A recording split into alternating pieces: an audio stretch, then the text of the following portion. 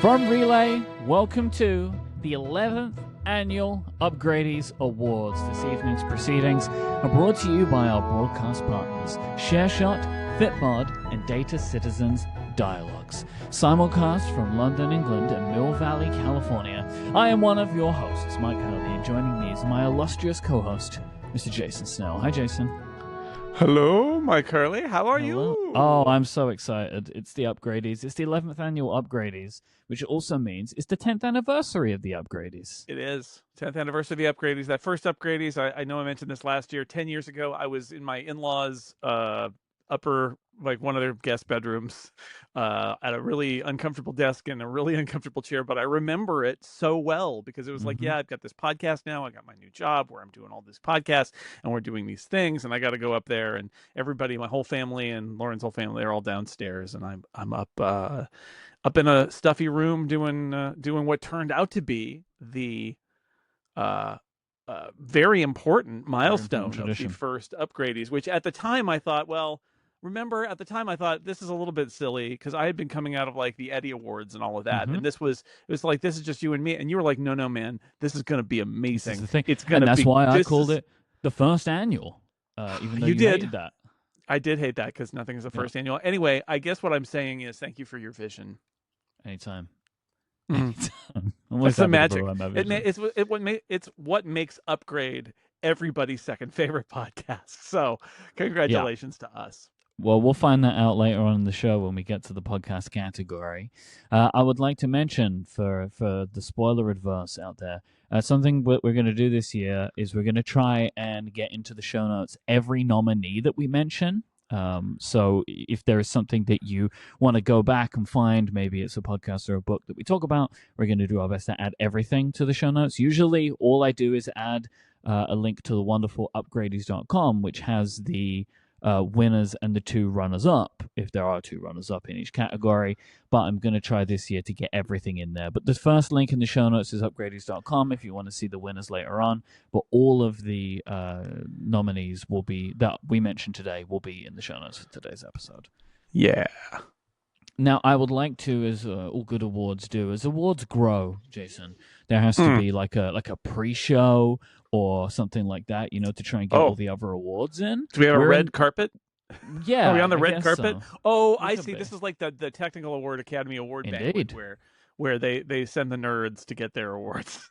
So we're going to be doing our technical awards because, as we say, around this time of year, it's nice to look back and think about and appreciate the people who help make Upgrade possible, because as time has gone on over these 10 years, it has become quite a large team effort to put this show together every single week. So I would like to thank for web design of upgradies.com and also all of our scorecards, the wonderful Zach Knox.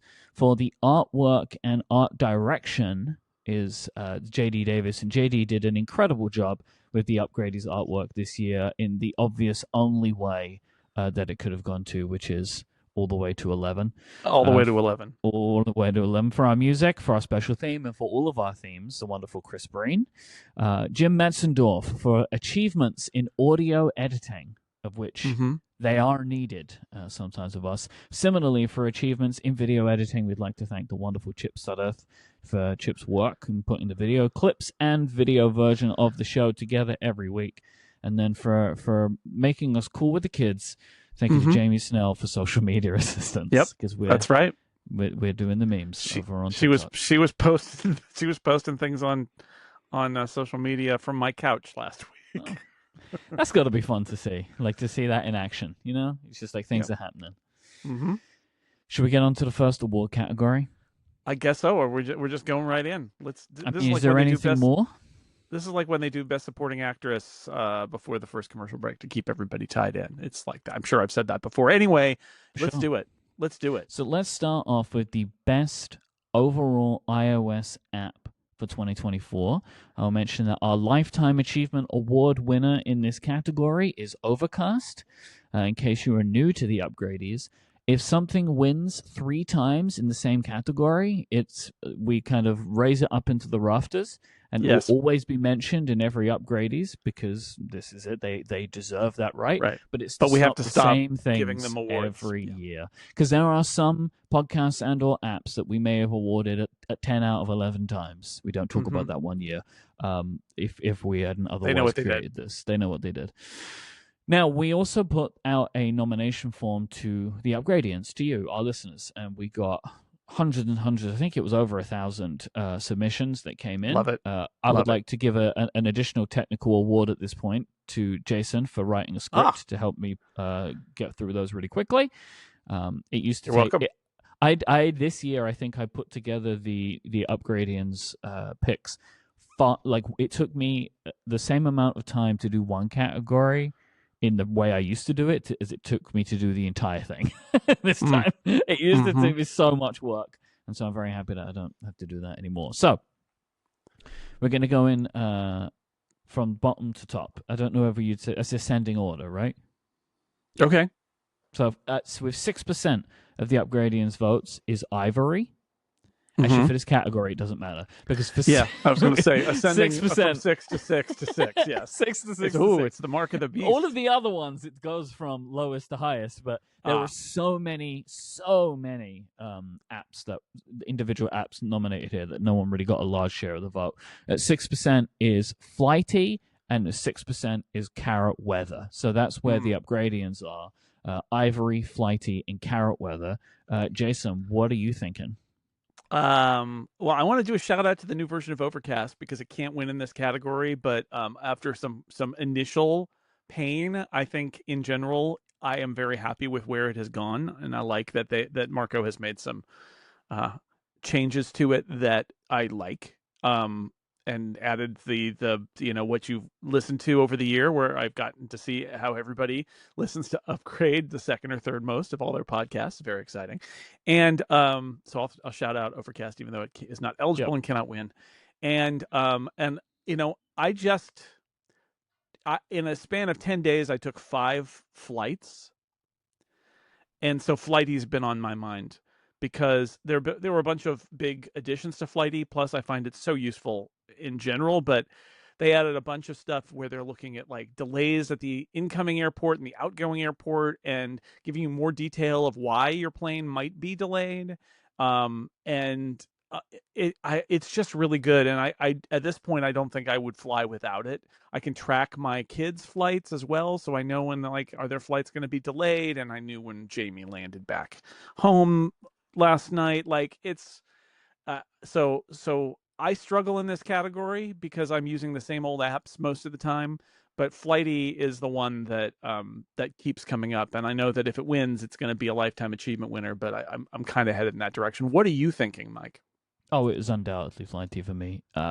In the same way that it has won in the last 2 years. Like the app has been around for quite an amount of time now, longer than those 2 years, but over time it just got consistently better. I mean, last year they added the Apple Watch app, which I was very pleased about. But then this year, its overall polish has continued. But then the connection assistant and the delay predictions thing, that is just... Those are features that, to me, especially the delay predictions, is like a dream feature that I just didn't ever really think that they'd be able to add, because the amount of data that you would need to do that. But I guess at this point, they have gotten to the point where they have enough people using the app that they're able to use the information that they get along with the information that they get historically from the data providers to build this system to say, like, hey, your plane hasn't left yet. That means you're probably going to be delayed. Right. Like, it's a thing where I can look at it and maybe I can think that's the case, but I don't know, like how long does it take these things to turn around over. But yeah, Flighty is just an excellent application, and I do actually really want it to become a Lifetime Achievement Award winner because I think the app is that good. Like, it's something I want it to be there. I agree, and I've heard, and one of the things I want to mention, because I know it comes up when we talk about Flighty, is that it's a fairly expensive subscription.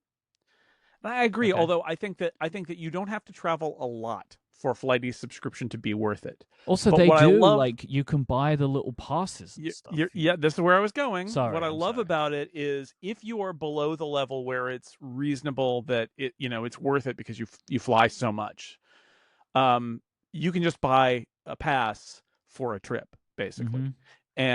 And so they've got a way to, if you don't travel very much, but you're going to be going on a long trip and you want it for this, for this week or this month, you can do that. I love it. It's really smart, and it makes it accessible to more people. But yeah, it's a winner. So let's put it in the Hall of Fame, or the lifetime achievement, or whatever it is. Let's just Congratulations put it to in there. Flighty. Well, that's the Hall of Fame because the Lifetime Achievement Award was a thing we did. I guess we do every 10 upgradies because we did I that thought that was last the year. other way around, though. Isn't that the Hall of Fame we did last year? Yeah, the Hall of Fame. This See, is even the I get it Lifetime confused. Achievement Award. Okay. They just got a All right. Lifetime Achievement Award. Hall of Fame's a different thing. Flighty, you're banned. You're too good. You're banned from the category now. Indeed. Well, this may actually now open up for either Carrot Weather or Ivory. Hilariously, Yeah. it was the exact same winners and runner-up last year. Yeah, I know. And so, but look, good though. No, but this is like Carrot Weather, for example, has won a bunch of times, and I expect. Yeah. I could imagine Carrot Weather winning next year and also becoming a Lifetime Achievement Award winner.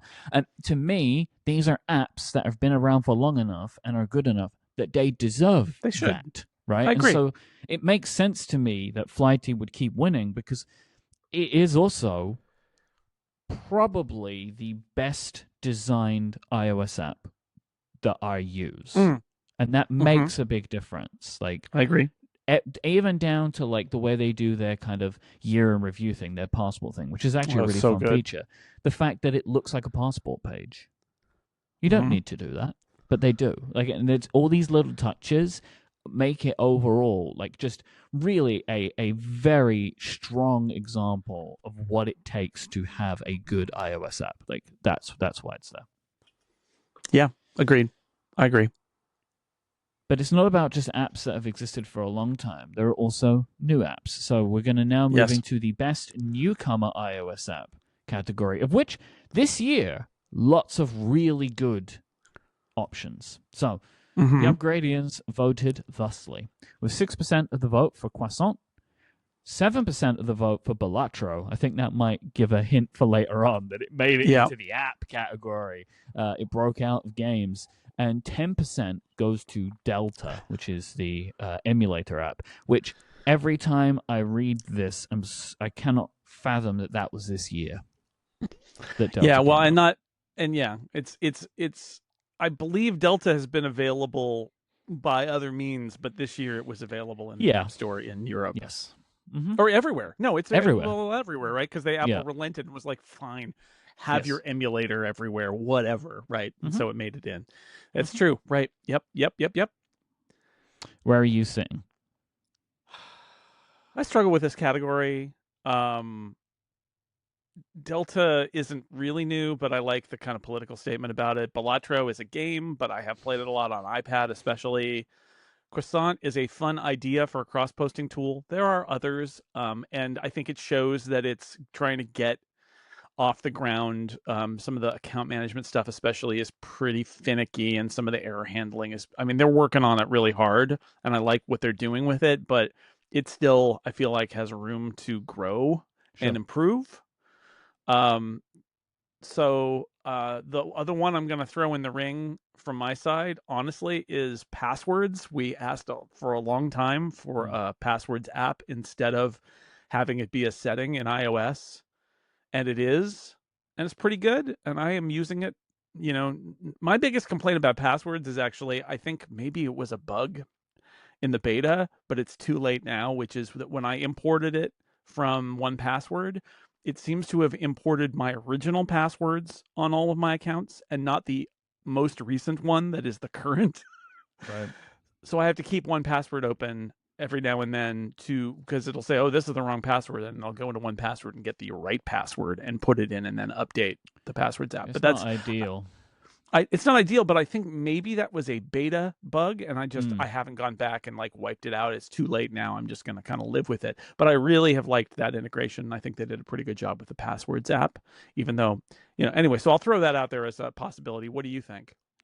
So I have three. One of them I'm going to mention now, which was on my list, which is ShareShot, but they're a sponsor of today's episode now, which so that would be Oh peculiar. yeah, no, that's a good app. Good app. Good app. Yeah, but so I will talk about my love of ShareShot when I'm actually doing the ad for ShareShot, Oh, wow. which is I feel like it's probably the best place for that. Um, then for me it was Croissant and Delta. So like Croissant for me is emblematic of kind of a point in time, which is now, right? Of there are many social networks now that I'm posting to, and it is an app that has been really, really helpful for me this year. It was indispensable during the podcastathon. I was using a very early beta of it then, and was able to post very quickly and easily. And since that there are things for me, which is the promotion of something, which I do want to post everywhere. Like, yes, that's 100%. just the world that we're in. I agree. And this is an app that I really like. That is a native app, which is fairly priced. That I appreciate, and I really like it. And I think for me, it would be the one that I would really push on as like this is an example of a really good like just iOS app that solves a good need very well. But I keep coming back to Delta. Yeah. As a thought of if Delta had come out 2 months ago, this would be no question. And that would not be your 10%. That would be significantly more. This app took over the world, but it happened really early in the year. So I think the wave has come down. And I think that is an app which, I mean, because it had been in development and in, forms of release for years, was basically perfect at a 1.0. And when it shipped like on the App Store, and now they're doing things like they're able to add things to the app now, and they're working on things that they're adding to the app now, which are wild. Like the ability to, I think this is coming very soon, the ability to be able to play, say, Nintendo DS games in multiplayer with multiple phones, like stuff like that is really incredible. And so it's just this was an app that exploded. And it was number one, and they were just the iPad app was just number one again over Christmas in the US. I saw Riley posting, but it had like a big crescendo because now for a lot of people, including me, it's an app that I have on my phone, and sometimes I can jump into a game if I want to. I feel like if we're looking at the year, this is the app, right? Like this is why I think Mac Stories gave it their app of the year, and it's like for similar reasons. Like this, Delta was. Honestly, it's historic as an application to have released on the App Store. Like it is a game emulator, a thing we never thought was going to happen. And not only was it like, because there were lots of them, this one was really good. And so I think I would lean towards that as the app that we should give. Okay, I am going to say that we should make Croissant and ShareShot, even though it's a sponsor, because I love that app, runners up with the, again, asterisk. Yes, it's a sponsor, but seriously, I just forgotten about that, and I have used that a lot on my iPad to do screenshots. And then Delta should be the winner. I think you're right. I think it says something about this year, and although it's not new, why is it a newcomer? It's because Apple refused to let it in the App Store until now. I think I like that. Look, I'm just going to head this off, right? Like, if an app is in beta for 2 years, does it mean that it can't be a newcomer? No. Like, it wasn't on the App Store. It's now on the App Store. We decide what a newcomer is. We've had all sorts of weird things as newcomers. We've had one app win Best Newcomer twice. Yeah, indeed we have. So, we have. So there us. it is. For all of that it says about Riley's persistence and Apple's policies and how fun it is to have classic game emulators, Delta is the winner. Yep, it really is. Fantastic and well deserved. This episode of Upgrade, the Upgradies, the 11th annual, is brought to you by ShareShot. We all take screenshots, and we often use them to create content or use them to explain something to someone. Showing a screenshot in context on the device that it was taken on looks just so much better.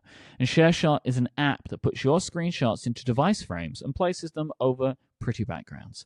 It adds perfect fitting device frames to screenshots for most modern Apple devices, including the Apple Watch, Apple Max, Apple Max. The Apple Max, Jason. You ever heard of those? The Apple Max. Yeah, is that the Apple M4 Max, Apple Max, MacBook Apple Max? Max, Apple Watch, Max, iPad, iPhone in many color variants, as well as devices like the Nintendo Switch, the Playdate, and also custom frames that you can make yourself.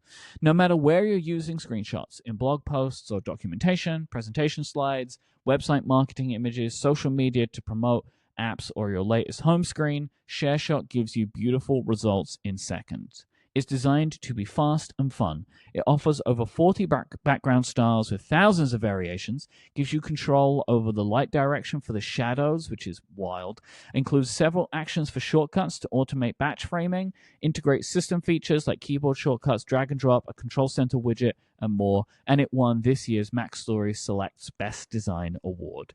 Woo! So I take and share screenshots of my devices often for the shows that I do, like, for example, State of the Apps on Cortex. And I used ShareShot this year, and I was very pleased. So, like, it makes my screenshots look better. I think screenshots look better when they do have a device, when they're sitting in a device, right? Federico has had his Apple frames that he's done over the years too. What I like about ShareShot is an app that I can go in and tweak really easily and visually, and I love that. I can say I want the device to look like this, like I want it to be my specific iPhone color. And then I want the background to be this color. I want the background to be that color. But one of the ways that I also use it is via their fantastic shortcut support. So I was able to integrate ShareShot into some screenshots that I was using previously. So now I can take, say, 4 home screens, and I can run a shortcut on those images that I've taken, and it will frame them all and then lay them in one horizontal image. So I'm able to grab the screenshots, I'm able to make some customization to how they look and frame them all together. It makes my job so much easier, and it makes the screenshots that I share just look so much better. ShareShot is available for iPhone, with a desktop-class UI available for iPad, and there is a Mac version that is currently in public beta testing and coming soon. To take your screenshots up a notch, you can install the app for free. Go to shareshot.app/upgrade for a download link and an introductory offer for 50% off your first year of a pro subscription. That is shareshot.app/upgrade for the 50% offer link. Our thanks to ShareShot for their support of this show and all of Relay. Now, Myke. Yes.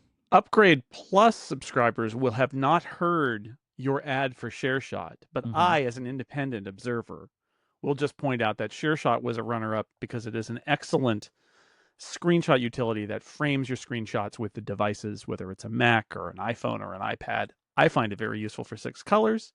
It won a Mac Stories Award. They obviously find it useful too. And so outside of the realm of the ad, which is tricky, right? Like last week, we had a thank you to Lex.games that was technically an ad, but it was really a thank you. And we had a whole debate about, like, do we put that in the Upgrade Plus, or are they going to be offended because it's an ad? So I'm just saying here, outside of the ad, that ShareShot is neat. And congratulations for being a runner-up to its developer, Mark ShareShot.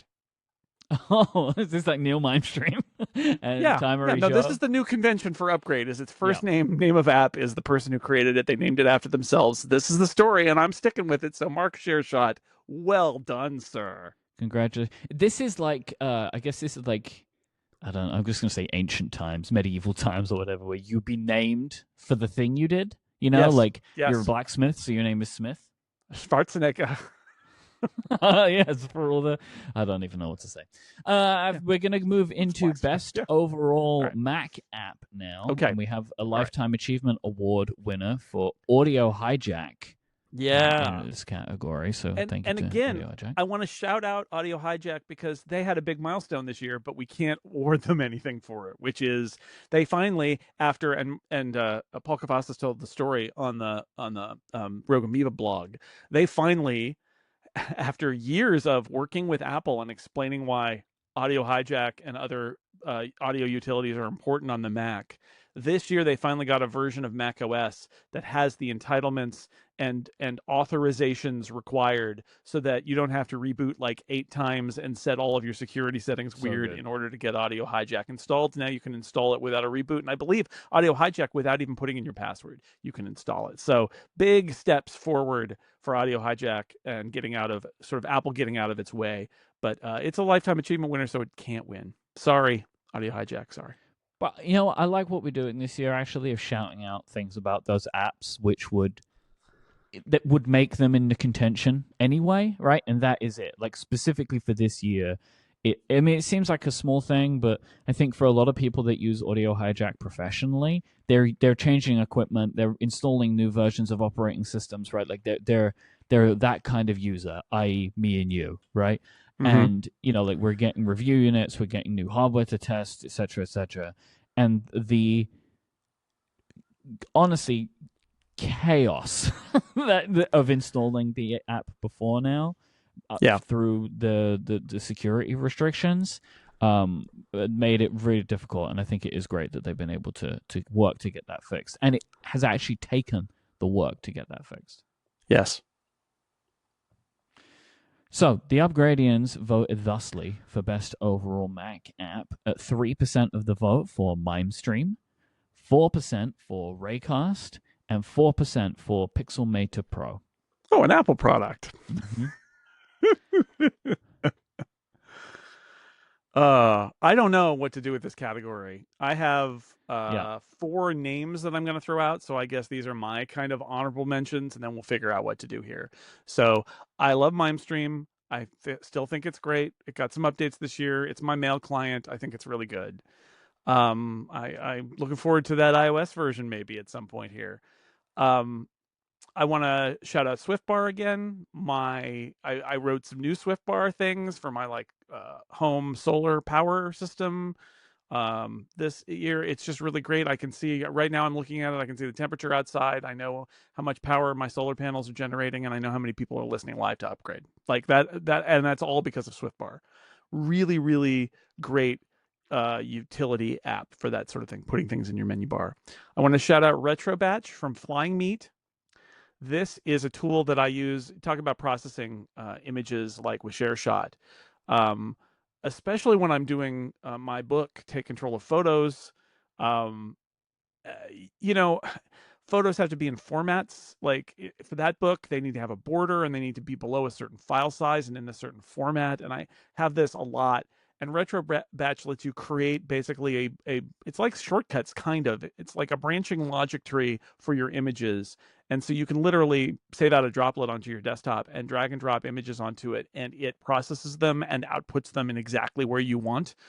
Super clever app from the people who brought you Acorn, from Gus Retro Batch, or he's Gus. Really, he's Gus Acorn, but he also makes Retro Batch. And then another shout out. Better than Gus Flying Meat. Then yeah, no, no, please, Gus Flying meets his father. Downy is the other one I wanted to shout out. The venerable download app. You know, I actually subscribe to, among other things, what is it? Flop TV, which is the Flop Houses like live show that they do live on a weekend, and then they put up an archive that you can watch for a week or something like that. And I want to watch it in Plex at my leisure. I don't want to watch it like on whatever their thing is that's playing on a computer and stuff like that. And so that's one of the many great legitimate uses for Downy, because you can point it at a URL and it will pull down the video file, get it in the right format, and then I can put it on my Plex and watch it at leisure. Really great little app. So those are ones that came to mind beyond the usual suspects and the Hall of Famers. What do you think, Myke? I'm very conflicted this year. This is always the category I struggle with the most. And honestly, the app that has been jumping to mind recently is Pixelmator Pro. But that feels weird now. I know, right? Weird now. But I mean, I've been using it to create some graphics for a stream that I'm going to do this week. Kind of showing off some journaling stuff.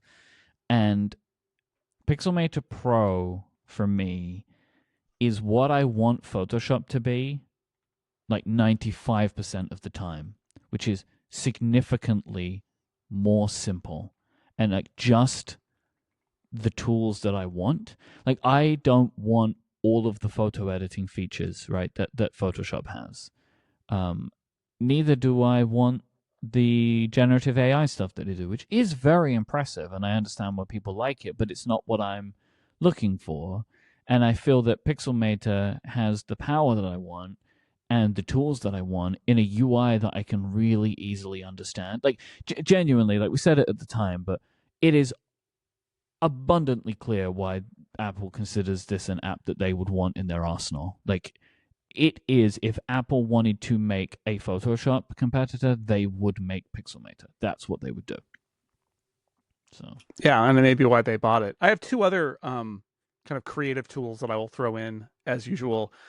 I mean, if you ask me in my heart of hearts what the best overall Mac app is, I will say BB Edit. Okay. Every time. I write in it. I use it as a text utility. It's, I use it for all sorts of text processing, including things like our compilation of awards and things. That's where it all started. I love it, and I could give it this award every year. But so there it is. And I know I mentioned it once before, but Affinity Designer from Serif, Affinity Designer 2 now. I bought it mostly because I had like two things that I did in Adobe Illustrator that I didn't want to do anymore because I had an old version of Adobe Illustrator and didn't want to pay for the Creative Cloud version, or run Illustrator in a virtual machine. And it has since ended up being a tool I use a lot instead of things that I used to do in Photoshop that I thought this is not really appropriate for Photoshop, but I know how to use Photoshop. And now I build that stuff in Affinity Designer instead. It's very, very good at what it does, which is building graphics. It's got vector tools. It's really good. So I'll throw that in there too. Well, I don't know what we do now. No, this category is a problem. So I will say BB Edit has won before.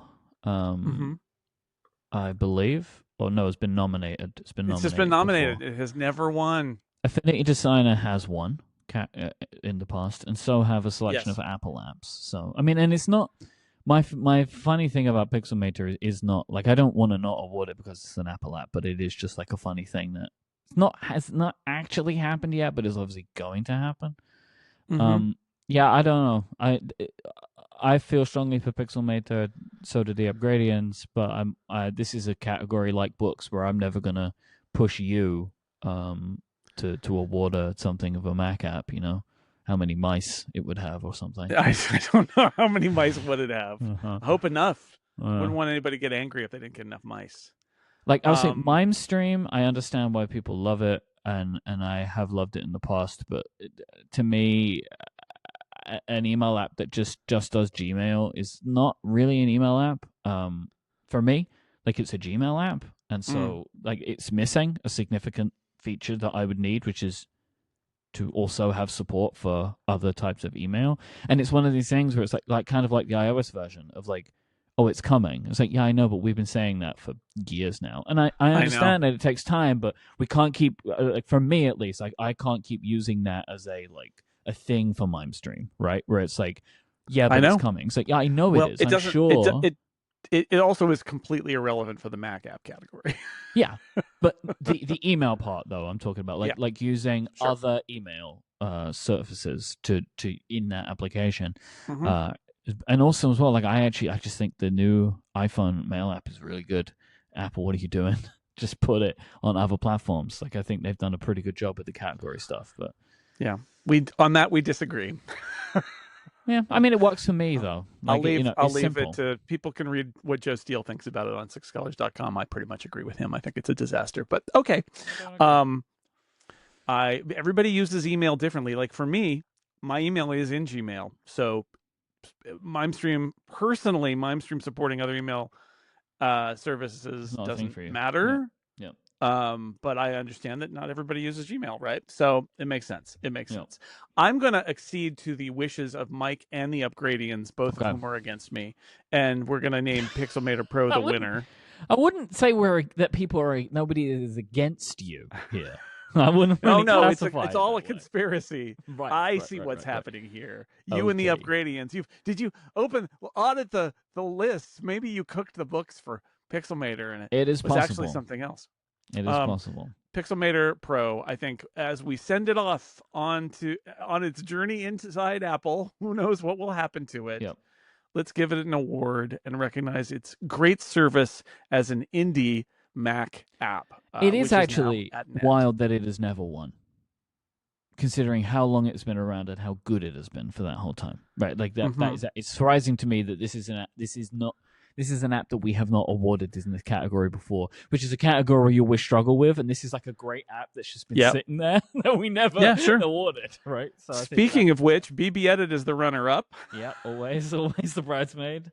One of these days, there won't be any other apps left, and it'll have That's to true. still be BB Edit because it's not going anywhere. Upgradies 20, you know.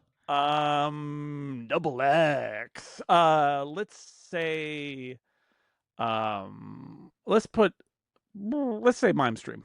Yeah, I'm good with that. As the other runner-up. Maybe one day MimeStream. What I really want is for MimeStream to somehow win Best Newcomer again.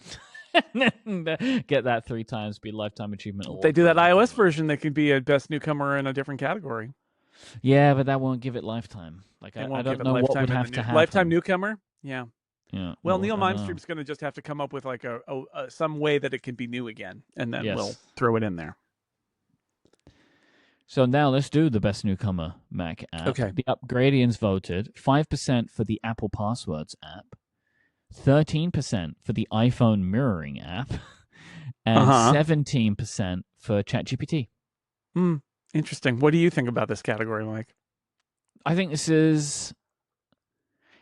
Here's what I'll say. In previous years, this category is complicated because there aren't a lot of new Mac apps. And so things like features find their way into it. However, what I will say is passwords and iPhone mirroring, I think no matter how strong the year is, these could have made its way in, especially iPhone mirroring. Like, that is just a fantastic feature, which is it is actually an app as well. It's it is not an just app. A feature.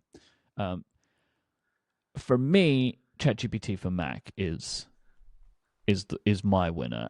And my reasoning for this is, isn't it great that they actually made a Mac app? Yeah, and it's a real Mac app, and it's pretty good. It's got stuff that I think need to be improved. Made an app. Yeah. They made an app, and they didn't just say use the web, right? No, they made it before app. They made their Windows app. It uses some accessibility features to look on the screen of Windows and process them for you, so you don't have to like paste it in. You can say, "Look at my terminal," and do this thing.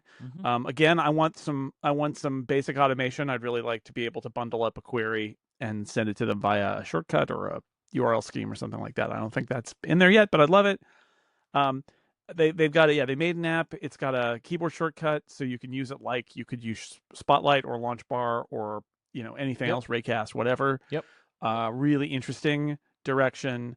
I agree. Actually, I don't. This is not a wholesale endorsement for ChatGPT because, wow, it still really gets some stuff wrong or reluctantly right. I actually had this yesterday. We were talking. Jamie asked how many NFL head coaches are former NFL players, and I thought this is a very straightforward question. Let's see what ChatGPT does with it. And the answer was, it did not give me a wrong answer per se, but I said, how many current NFL head coaches are former NFL players? And it said, there are several. Here are 5. And I said, that's not what I asked. List them all. And then it listed 7, I think it was, or 8. And I was like, okay, I think that's probably right. Scanning my knowledge of the NFL, I think that's probably a right answer. It got there. But again, there are issues, but there are also places where this stuff can be really useful and interactive. And again, it's not great for everything, but it has its moments. And I also like the fact that this tech giant that could very easily just say, look, desktop apps are the worst. Just type things in a web browser. Like you said, didn't do that, and actually is building and developing apps for platforms. I think that's a good thing. So I agree. I think we should give it to ChatGPT for Mac. Runners up, let's say iPhone mirroring. And do you have any others? I don't, so we could do passwords. Yeah, let's just do passwords. They are good features. Yep. Passwords I don't have so much experience with because I'm just stuck in one password at this point, and I'm actually to a point happy to continue to be in it. Like with the amount of like I'm in like 3 different teams. Like I'm just not gonna move at this point, and I am mostly fine with it. But I'm happy that the passwords app exists. So when I do, because I do also use Apple's password stuff, and so I like that it's easier to get to than digging through settings. Well, yeah, and you can have share groups, but it's all not. If anybody is using a non-Apple platform, it's no good. It's not the same, right? Like they have a feature which sounds the same. It's not the same. It's not. And every time I say, I'm happy you said that because every time I say this, people contact me, and it's like, trust me, if you think it's the same, you're just not using it the way I am. Like you're not doing that. No, that's why I phrased it the way I did, which is they have it. It's not good. It's just not. It's just it's there, but it's not. It's a different thing. It's a different thing. We now move into this is a new category last year, best feature, and it would rotate, right? Yes. And so this year it is best feature in visionOS, which was a funny one to pick, really. Like I'm happy we picked it because I think it's important, and I think we're going to be talking more about it later on. Ship version 1 and version 2 this year. They sure did. It's very, very busy with that one. But I think that it is an important thing to exist, and I'm happy that we're talking about it. So the Upgradians voted thusly: environments, so immersive environments at 6.5%. Sure. Immersive video, so it's kind of spatial video, immersive video. I guess the things that we've seen, the things that we've watched, 10%, and 36% for Mac Virtual Display. I'm not surprised when it got introduced at WWDC last year, 2023. Everybody said that looked like it was going to be the best feature, right? I really do think people were blown away by it from the beginning, and they've updated it so that it's gotten better in the latest visionOS update. So I'm not surprised that is a top feature for visionOS. Yep, got significantly better, right, with the ultra wide. Here's the thing I'm going to say. This might be a strange take. Okay. Because to me, I can see what you're going to suggest in the document. I'm suggesting the same, so I'm going to spoil your pick because I need to kind of spoil your pick to make my point, which is spatial personas is easily the best feature of visionOS. I would wonder if many people in our audience who have used visionOS know other people that have a Vision Pro. I know. Because I think if you have used spatial personas, it is obviously the best feature. But I think you have to have somebody in your life that you could have that call with. And the amount of people that you probably know in your life that have a Vision Pro is a big fat 0. Where we're in the position where a lot of our friends like have these things because we're technology vision professionals, so we have had these calls. It is an absolutely transformative, and for me specifically this is interesting because you can go back to, I don't know, all the way back to our first use of this in WWDC 2023, where I thought personas, as they were then, were the bomb feature. They were going to be the equivalent of digital touch. And this is for 2 reasons. 1, it wasn't very good in the initial version. And 2, in my initial demo, it failed spectacularly. Where the person's eyes were facing the wrong direction and for a moment they had no hair. So like it went real bad and I was like, no one's going to use this. It's silly. But then they upgraded it very quickly. I think it wasn't even with a software update. It was just like an over-the-air update that Apple did somehow with visionOS 1, where then the personas could break out of their boxes and they would exist in like space, and you could sit and have calls with people, and you could look at each other, and you could look at things together. And it really is, for me, and I've said this on a couple of shows, I think on this one too, Spatial personas are as close as you can get to meeting someone in person without meeting them in person. And like how close that is very close. That me and you can have these calls, and we've done them a bunch of times, and it just feels like we hung out together. It really is, like, for me, like, there are many very, very impressive things about visionOS. Like, it is worth remembering that, like, because the story of visionOS has been odd, and the Vision Pro has been odd throughout the year. But like all of these things, the immersive environments are the best 3D environments I've ever been in. The immersive video is the best 3D video I've ever seen. And the Mac Virtual Display, especially in its visionOS 2 version, is honestly a triumph, like to have this ultra-wide, massive display. But spatial personas are unbelievably good. So that's my pitch for spatial personas. I've had some. I wonder if there are things they could do to make it more widely applicable. And my thought about this, and I wonder if this might even actually happen in next year's OS updates. But like, I wonder if there are things Apple could do in FaceTime to make this better. I don't know if they want to prioritize this or not, but like one of the things that Zoom can do and that other apps can do is and Apple can do it, right? Which is detect your background, lay out a virtual background, right? That's built into the software now. And then Zoom also has this thing where it basically puts you in an environment. So your meeting, instead of happening in little boxes, it's like a table with the cutout, no background of all the people. It's a little weird, but I get what they're going for there. And I wonder if they might do something like that with FaceTime, where like if I'm doing a FaceTime with somebody and some people are in Vision Pro and some people aren't, could we do it where like the person who's not gets kind of cut out and floats and looks kind of like they're a spatial persona, even though they're not? And from their perspective, could they have a view where they could choose to, instead of having that person in a box, have a kind of like an environment that all the people are in together? You could do either of those or both of those and have them on or off separately. I think there's some stuff they could do to make this more broadly applicable. That would be nice, because I do think it's a great feature, like you said, that nobody can use because there just aren't enough Vision Pro users out there. No. But we have created a sort of, it comes off sometimes, it doesn't sometimes, sort of standing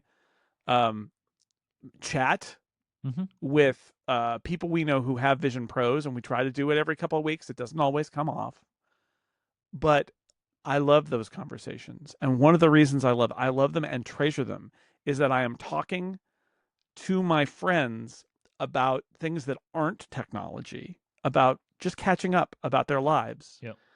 And doing it in a way that feels like I'm spending time with them, and not, not being in a Zoom call with them or a phone call, but like being in the room with them, as wild an idea as that is. It feels like it. It's the closest that I have felt to actually spending time with somebody. Like really, and the quality difference compared to a FaceTime call or a Zoom call is massive. It really is a very, very good feature. So obviously this is the winner because we feel so strongly about it. Mac Virtual Display, good runner-up. What do you think about as a second runner-up? Kind of, we've got immersive video and environments there as options. Yeah, I would say I think environments environments are a better kind of visionOS thing than like really good 3D video, as good as it is. Like, the environments make a huge difference. Yeah. This episode is brought to you by Fitbod. If you're looking to change your fitness level, and this is the time of year where a lot of people think about it, it can be hard to know where to get started. That's why I want to let you know that Fitbod is an easy and affordable way to build a fitness plan that is just for you. Everybody has their own path with personal fitness. That is why Fitbod uses data to make sure they customize things to suit you perfectly. Fitbod adapts as you're improving to make sure that every workout remains challenging. This pushes you to make the progress that you want, and it also makes every workout fun. The Your workouts aren't getting boring because you're doing the same 6 exercises every single day. They're making sure to balance your workout routine.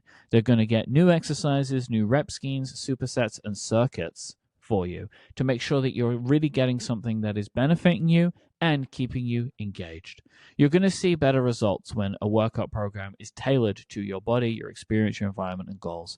Fitbod stores this information in your gym profile and tracks your muscle recovery to make sure that you're avoiding burnout and keeping up your momentum.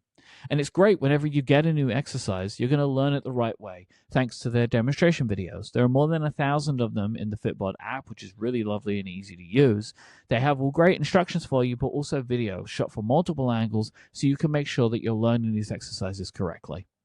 The Fitbod app also has progress tracking charts, weekly reports, sharing cards so you can share your personal bests and keep track of your achievements. It also integrates with your Apple Watch, or Wear OS smartwatch, and other apps like Strava, Fitbit, and Apple Health.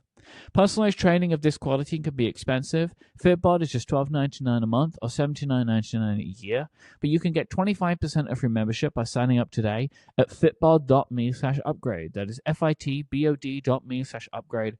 Go now and get your customized fitness plan at fitbod.me/upgrade. And that is, one last time, fitbod.me/upgrade for 25% of your membership. Our thanks to Fitbod for their continued support of this show and all of Relay. So we now move into Game of the Year at the Upgrade. Gamers, rise up! Rise up, gamers. It's gamers time.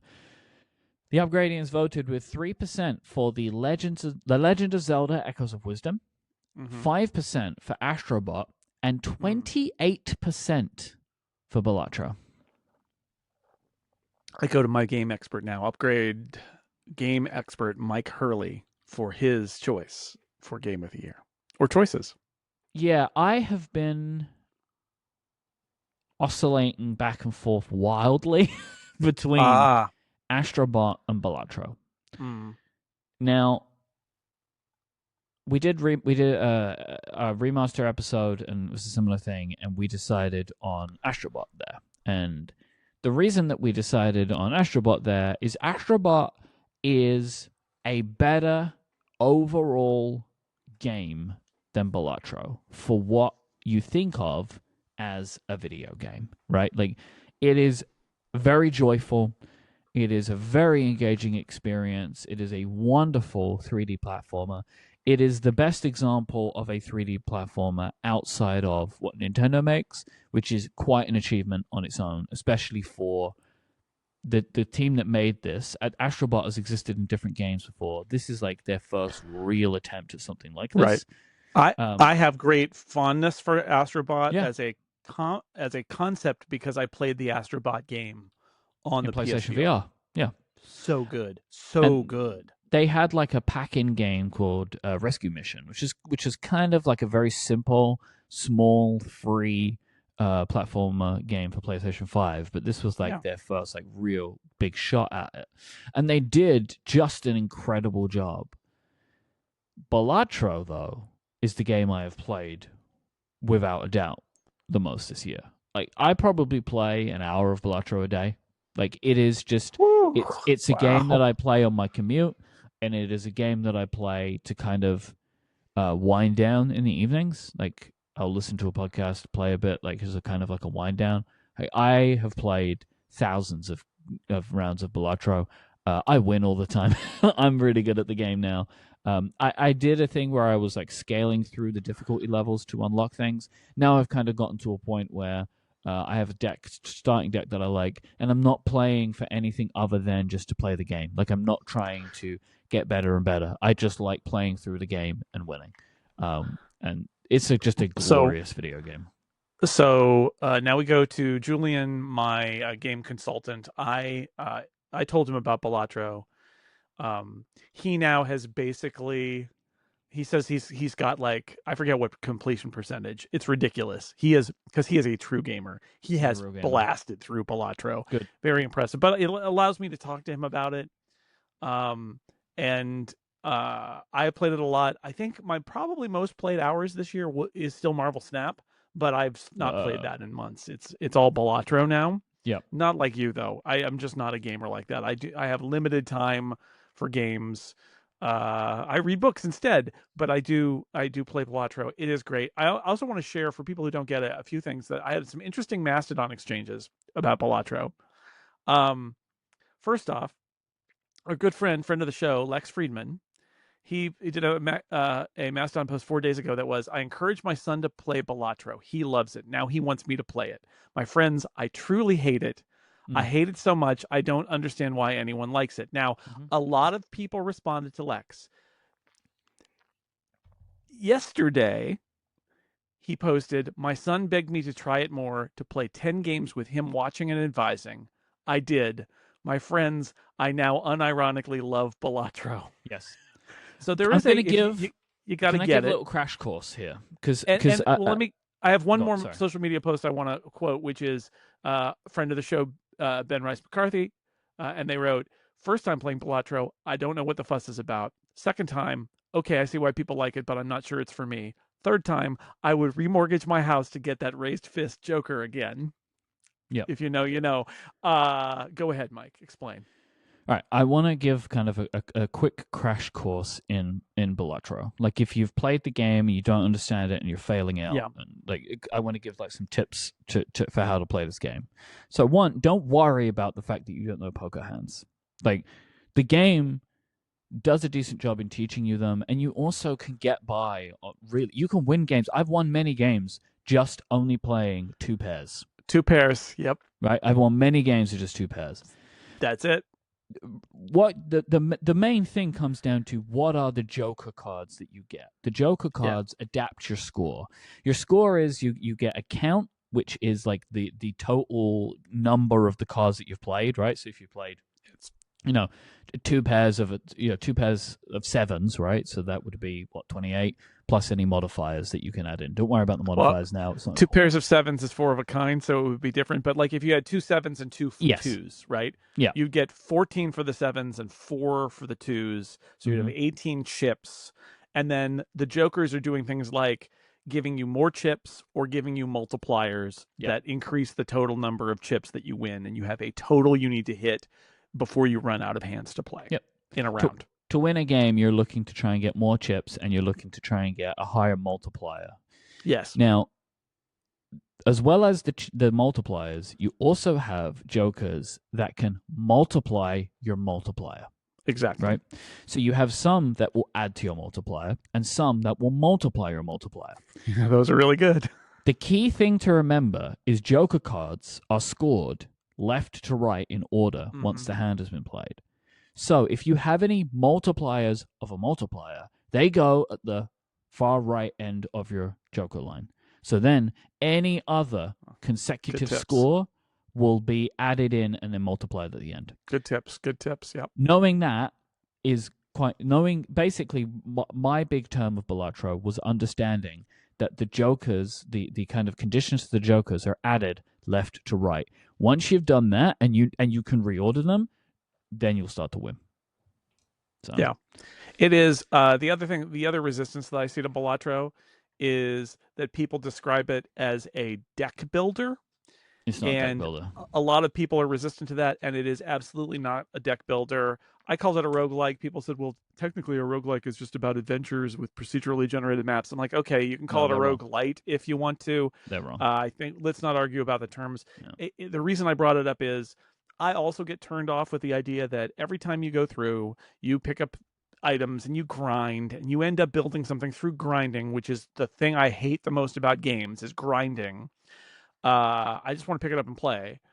This isn't like that. You start at 0 in the beginning of every round. When you die at Balatro, when you lose a hand, you go back to the beginning and start again. You lose all your Jokers, you lose all of the modifications you've done. Everything has changed. You're back to 0. What progresses is as you successfully pass certain tests on certain levels, you unlock more items to be put in the random selection that you get. So there is progression because more items appear that have different functionality, but they're still sent to you randomly, and you still have to start from nothing. And as a result, it's a game you can pick up and play from 0 and then put it down when you get to your destination or whatever, and not have to keep in your head the entire multitude or spend hours grinding in order to build a deck that makes it fun. It doesn't do any of that. You also, as Blattra you win, wins. yeah. Also, as you win games, you unlock new decks that have different starting types. Yes. So, like, Slightly, again, more it's money or more whatever. game variants happen as you Mm-hmm. progress, but Mm-hmm. they're not changing the fundamental that you're at the start, right? When you start, you have to start from nothing. Balatro is the winner. Astrobot Yep. is a runner-up, and We'll put what do you Zelda think? in as another one. And We'll we'll put put Zelda Zelda in in. as another Sure, one. Yeah. fine, great, done. Favorite movie. Okay. The Upgradians voted with 10% for Inside Out 2, 16% for Deadpool and Wolverine, and 22% for Dune Part 2. Okay. Pretty strong. Yeah. Yeah. My favorites of the year were Deadpool and Wolverine and Inside Out 2 for very different reasons, but movies that I loved both of these movies. I am a, Marvel guy through and through, and this was a great Marvel movie. And Inside Out 2, Yes. it surprised me with how good it was. To be honest, I was quite blown away by that. Personally. So, listeners of The Incomparable will know that we did an Inside Out 2 episode, and I wasn't on it. I was going to be on it, and then I saw Inside Out 2 and said, you know what? Lex, can you host this one? You love this movie, right? Because I did not like it. No, okay. I didn't like it. I didn't like it at all. But that's fine. People like it. But no, I don't like it. The three movies that I like the most that I saw this year were new to me were Godzilla -1, which is a masterpiece. It really is. It is an adult movie with a Godzilla in it. It's so well done. I can't say enough good things about Godzilla -1. It is a very good movie with a Godzilla in it. With the Godzilla in it. Past Lives, which was an Oscar nominee, which is very much like a two friends, and then they're apart, and then they meet as adults, and they think about their lives. I mean, that's just kind of it, but it's great movie. And American Fiction, which also was an Oscar nominee, which is really good, which is very meta about it's a writer who is literarily successful, but not commercially successful, who decides to create a persona who plays into all of the worst stereotypes, and it becomes a wild success. It's a little Producers-esque in that way, right? He's just sort of like, he's not quite selling out. He is selling out, but he's also sort of selling out to mock the culture, but then it's a success, and there's a real human story there, but it's also, and that's Jeffrey Wright, I think, is the star of that. It's really great. So that's a great movie. I like Deadpool and Wolverine quite a bit. It is the only Marvel movie of the year, but it is a good Marvel movie. I also, this year, Myke, I watched all the Deadpool movies for the first time because I hadn't seen any of them. And I like them. I like the first one a lot. I think it was really fun and worked for me. The second one I enjoyed, but I was disappointed by, because it felt like it was more of the same instead of doing something extra. And also, I didn't like the fact that they sidelined his girlfriend immediately. It's like, no, you're boring. Your love of his life, you're boring. We'll get rid of you, and then continue with the story. And I was like, that made me mad. It's not like Alien 3 levels of invalidating the emotional stakes of the previous movie so that your movie can have fun stuff happening in it. But it was there. Those vibes were there. And then Deadpool and Wolverine did a whole incomparable about all three of these movies, individual episodes about all three of these movies. Good movie, funny, surprisingly heartfelt. And I think that in general, that's the thing that surprised me about the Deadpool movies is they are not cynical joke machines. Nope. They are funny. They like to make you believe they're going to be, which I think is the trick. Yes, they do. Right? They are funny and violent, but there is an emotional core in all of them that's very important. and Godzilla minus one, yeah, also true actually. Deadpool and Wolverine has emotional content. It's very funny and it is very violent, but violent in a silly way. It's the kind of movie where something terrible happens that's violent, and I laugh at how ludicrous the violence is. Whereas I don't like as much movies where the violence is very realistic and emotionally stressful. That's not this kind of movie. Um, and yeah, surprisingly emotionally resonant and surprisingly really honoring Logan, which was a wonderful final movie about Wolverine. Again, an adult movie, but with Logan in it, just like Godzilla minus one is an adult movie with Godzilla in it. And this movie, you could argue this movie desecrates the grave of that movie because it literally does. And yet that's not the case. It actually honors it, and I think that was a neat trick. So that's my 2 minutes on Deadpool and Wolverine. It's a good movie. It is. I think I would push for Deadpool and Wolverine. Because Yeah. while we make the rules ourselves, your picks are all from last year. Well, I don't care about that because those. No, are the I know movies you I saw don't. this year. I'm not. And so, like, if you would not have just spoke for 2 minutes about how much you enjoyed Deadpool and Wolverine, and maybe we'd take a look at that list and see if we could. Is there something? But I really like Deadpool and Wolverine. You did, and so did the audience, which would make you feel like we could do that rather than So Doom Part 2 also really great. Okay. I had a great experience seeing that movie. Big screen, beautiful. And so I'm going to say, let's give it to Deadpool and Wolverine, but I want Dune Part 2, which was the Upgradians' choice, and I also really endorse it. And I want to put Godzilla minus one in there because it was great. Yeah, I've been meaning to watch that movie, but I haven't gotten around to it yet. It's so good.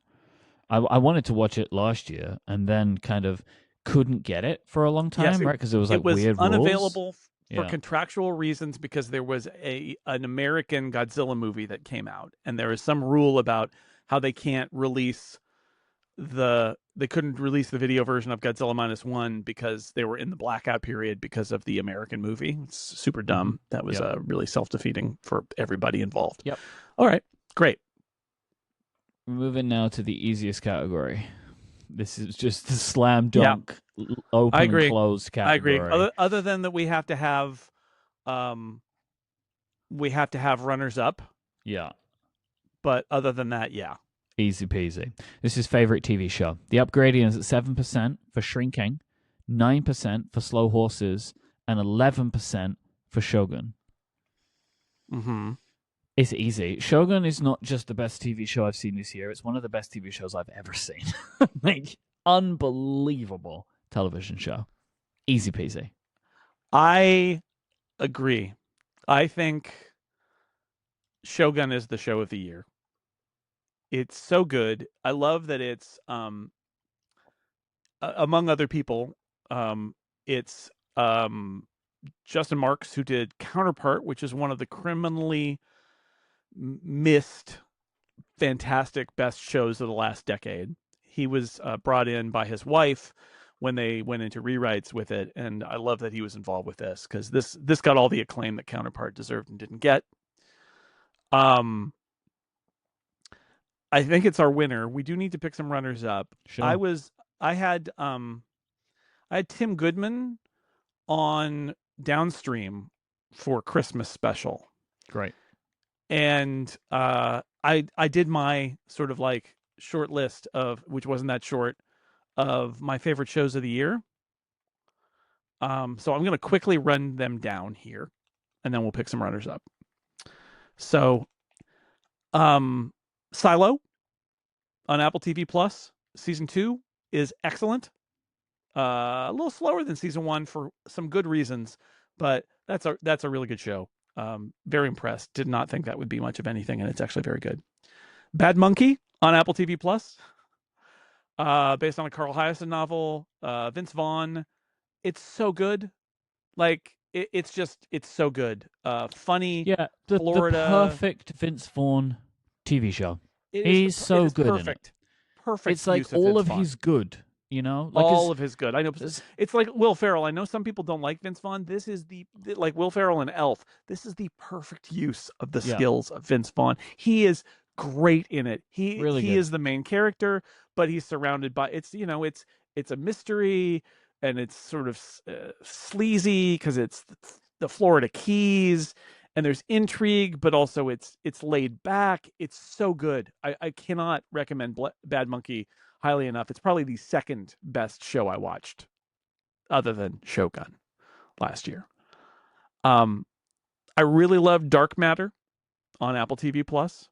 Again, I was reluctant to watch it for a while, and then we started watching it, and we burned through those like an episode a night because uh, the elevator pitch is what if your life was stolen from you by yourself? Hmm. And as you might expect, I just praised Counterpart. Parallel universes come into play here. And in the first episode, right? It's not really a mystery. In the first episode, parallel universes come into play here. What I love about Dark Matter is that it fully commits to the premise. Instead of saying sort of like, well, yeah, there's science fictional parallel universes in it, but really this is a character drama. And so we're going to not talk about the implications of the parallel universe machine. We're going to just focus on the characters. And look, you should focus on the characters. That's the most important thing. But you could also not ignore the implications of the parallel universe machine as well. And Dark Matter, and I admire it greatly, does not ignore the implications of the parallel universe machine at all. I thought it was really good. It's based on a novel. The showrunner of the show was the guy who wrote the novel, Well, and that's good. it adapts the novel, and much to my surprise, they renewed it for a second season. So, like Shogun, a show based on a novel that adapts the entire novel in one season, and it's so good that they're like, yeah, make something up for season two. So it's going to come back. um Love that. And some others I want to mention: Hacks on Max. Very funny. Just great show about women in comedy. I love it, So couldn't love mad it about more. this, Jason. I'm so mad about Mm. this. So, Hacks was on Amazon Prime in the UK. uh They have not was it a picked up victim season of 3, uh hmm. and nobody has. So, season 3 is just completely unavailable. You can't even buy it here. So, I loved That's a Hacks shame. season 1 and 2. But you can't watch the new because season. they You can't get it. because they want to have launch a Max version or have a partner that's doing a Max version in the UK, and so they're Well, they withholding do it. already. It's Sky, but Yeah, but it's not on there. Sky pick up specific things. I don't understand why they do this. It's weird. But no one's got Hacks, so you can't watch it. Well, VPNs are available anyway. Yeah, but I have Um, to have an account, no, right? that's true. That's true. That's true. I can't Oof, sign up oof. for Max, so a Anyway, VPN doesn't help me. Gene Smart, Hannah Einbender are great in that, Hmm. and then that is part of the greater Mike Schur universe, because it's some people who work with Mike Schur on The Good Place and other places that are doing that show. It's great. Yeah, third season was awesome. Shout out to Slow Horses, which continues to be So good. fantastic every season. Um, my other Apple TV Plus thing I'll shout out: I really liked Masters of the Air. I didn't think I would. I was like, oh boy, it's a World War II drama again, just like Band of Brothers and The Pacific from the same producers. It was really good. It was really well done. That was, you could see Apple's money on the screen with that one. I was very impressed. That's a mini series. It was really good. I have two Netflix picks. The Diplomat came back for season 2, a little short, but I like it. I really like that show. They're already shooting season 3. Kerry Russell, as an American. If you haven't seen the show, there's also season 1. You could start there. You should start there. As an unlikely choice to be the U.S. ambassador to the U.K., because she's usually from conflict-filled regions of the world. There are reasons why she's gotten this job. I also just delight in the fact that she feels ill-suited for it, and seeing her be confronted with the things she's supposed to wear to various formal events when she's used to being like running around in blue jeans in some, far off region of the world. It's delightful. And I also really liked A Man on the Inside on Netflix, which is Mike Schur, as mentioned before. This is with Ted Danson. It's very sweet comedy, about it's about a mystery at a retirement home, but also it's about about old people and finding ways to live their lives after traumatic events. And I think it's very sweet. It's not sad. It's as much as it is just sweet. Really good. Great use of San Francisco locations. And finally, much to my surprise, season 2 of Shoresy, the Letterkenny spinoff on Hulu in the US at least. I was kind of left cold by season 1 of Shoresy. Why would you do a spinoff about a one joke character in Letterkenny, which was, I think, finished this year and is an all timer. I love Letterkenny so much. Shoresy season 2, I really got into it. I kind of got what they were selling. It's a sports movie as a TV show. It's about a bunch of kind of adult minor league hockey players trying to win a tournament, and it's just very silly, and there are many jokes, and I love it. So Shoresy, and if you haven't seen Letterkenny, go watch Letterkenny. It's great. You mentioned that's my list about being sweet, right? Like a thing that is sweet. You said that for what? Man on the Inside? Man on the Inside. Yeah, for me, Shrinking is that. Shrinking. Yes. Season 2 is really, really, really, really good. I was very surprised actually of how good it is. That cast is just like so good. This may be unbeatable cast. People may disagree with me here, but like this is my opinion. This is my favorite thing I've ever seen Harrison Ford in. Like, I think this is him perfectly. Kind of the mixing of the actor and the man. Like, yeah, it feels like he fits so well in this role. It lets him use muscles that I think most movie people just aren't going to bother asking him for. Yeah. It's like, oh yeah, what if Harrison Ford, treasure of an actor, was a supporting character on a sitcom? And you're like, well, why would he do that? Well, we don't know why. Apple Money just wanted, I think, for the challenge of doing something different. And guess what? He nails it because he is actually a great actor, and it isn't just. And it's actually him in Shrinking, which is great. I didn't like season 2 as much as season 1, but I do love it. It's a great show. I think it's a great example of how actors are misused by creative people in Hollywood. How once you're an actor who's known for a certain kind of role, you never get the opportunity, or rarely get the opportunity, to do something different. And it can be like it's a bejeweled prison, right? Like Harrison Ford not hurting for money and parts and all of that. And yet I'm sure the professional actor part of him always feels a little bit disappointed when he's asked to do your Han Solo and Indiana Jones thing again and again and again. And in Shrinking, he gets to be a little bit different. And so creatively, he must absolutely love it. And that's great because he's great in it. My favorite thing about season 2 was how much Ted McGinley is used in it. I really, really enjoyed him so he plays Derek. I really enjoyed him in the first season. He was very funny. And then in this season, we got more of his funny, but also a lot more heart. So you said about using Harrison Ford. I actually saw a thing with Jason Segel yesterday, and he was talking about Harrison Ford being in Shrinking. He says, like whenever you work on a project, you start with, if we could cast this person, how amazing would it be? And you always reach out to that person, and they always say no. And right. So then, which is fine, because then you at least for 2 days get to say, we asked Harrison Ford and he said no. But he said Harrison Ford said yes, and then they had to rewrite the show because Paul was not in the show very much. And well, now we have Harrison Ford, so then it became a co-lead. It's essentially the way that he says, now it's the two of them, right? That they are both doing leading roles, where Paul was just much more of a mentor figure. You saw him sometimes. So I thought that was really interesting of just what that was like. Yeah, so Shrinking I loved. And I also just wanted to throw out The Penguin too.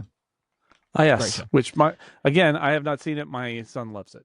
So I will say, I've said this to a lot of people, if you like kind of mob gangster stuff but think I don't want superheroes, then you're fine, because there are no superheroes in the show. It's not what it is. It's just people. Yeah. Okay, let's give it to Shogun. We already tabulated that. We mentioned a bunch of other things. I think I'm going to suggest we go with let's do. Okay, why don't we do Shrinking and Bad Monkey? Yeah, that's a good one. I enjoyed that. And it's something new. So Yeah. the winner of the favorite TV show of the year is Shogun, and Shrinking and Bad Monkey are the runners up. Yeah. Good stuff. Time for favorite book. Your favorite category. Yeah. Did you read a book this year, Myke? Yeah. I actually What'd you have a read? recommendation, but it's like Oh yeah. it's called How to Be a Dad. Oh. Which is a book that I've been really enjoying. It's by a British doctor, Dr. Oscar Duke, and it's a book that I have enjoyed a lot. It is written in a way that I really enjoy. That he is a doctor and he also became a dad for the first time. And so the book is written from both perspectives. So you have like a chapter about a certain element of pregnancy or like newborn life, and he writes it as a dad and he writes it as a doctor, and so you kind of get both sides of it. And it's just a very relatable, very easy book, and I enjoyed it a lot. And it doesn't fall into too many of the tropes that I have found this kind of stuff to be, which is just kind of like, don't call your wife fat. And it's like, this is not, I don't need that information, which is like a lot of what like dad like focused stuff is. And I found out a lot of really helpful, interesting things from this book, and so I recommend it to people that are in my particular set of circumstances. But this was a book published in 2019, so Okay, that's fine. It does. You read it this year. Sure. That's all that matters. The Upgradians. I forgot to do the Upgradians because I got so excited. No. I derailed you. It's fine. With 4%, Service Model by Adrian Tchaikovsky. 6%, Wind and Truth by Brandon Sanderson. And 8%, The Armageddon Protocol by Dan Moren. Dan Moren's annual appearance. You love some. I enjoy the ballot boxes being stuffed personally. I'm really thrilled because my favorite book that I read this year made the Upgradians list. Now, that is rare. That usually does not happen. No. Service Model by Adrian Tchaikovsky. First off, Adrian Tchaikovsky is probably the best science fiction writer going right now. Science fiction, fantasy. He does a whole bunch of stuff. I've read a lot of his stuff the last couple of years. He's very prolific, and he's so good. And Service Model, I went into it not knowing what it was at all, and then about a chapter in, I thought, well, this is funny because he's taking us from the perspective of a robot and why robot logic and computer logic could lead to ridiculous outcomes. It really is the idea of like, okay, so yeah, robot apocalypse, got it, but how would that happen? And he takes you through the mind of the robot who's helping kind of with the apocalypse. And it's ludicrous. And I thought, well, he can't keep this up for the whole book. And he keeps it up for the whole book. It's great. It's funny. It is about the end of the world. So there's a lot of like, you got to laugh at the absurdity to keep from crying from the tragedy of everybody dying, basically. But like takes you really deep inside the robot apocalypse. When there are almost no humans left, what do the robots do? And the answer is, wow, they do a lot of stupid things because they're robots. It's very funny, and it's sort of a series of adventures that this robot has, where he goes from place to place to place to seek out the source of the robot apocalypse. Sort of. I don't know. It's great. I love it. It should be the winner. I'll shout out a couple other books I really loved this year one of which at least was not printed this year, but I don't care. I read it this year. I read Titanium Noir by Nick Harkaway, who is John le Carré's son and actually had a new book in that universe that he wrote that came out this year that got all the press. But he's also apparently writing a sequel to Titanium Noir, which I really loved. Great book. It's very funny. I just went to put in the show notes, and on Amazon, it's Titanium Noir, a Titanium Noir novel. It's like, yes, okay. Well, it's now Titanium Noir #1 because yeah, I get it. #2. But it is just very funny. It's like, no, you're kidding. No way. It's great. It's like it's the future, and income inequality means that although there's a cure for death now, only the richest people can get it, and it makes them taller every time they get a round of their treatment. So you end up with these like titans that walk the earth that are like 10 feet tall and rich and immortal.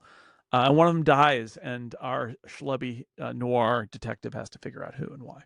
That's a and really good premise. I like the sound of this it's book. so good. And That Nick that would Harkaway's make a such a good good TV writer. show.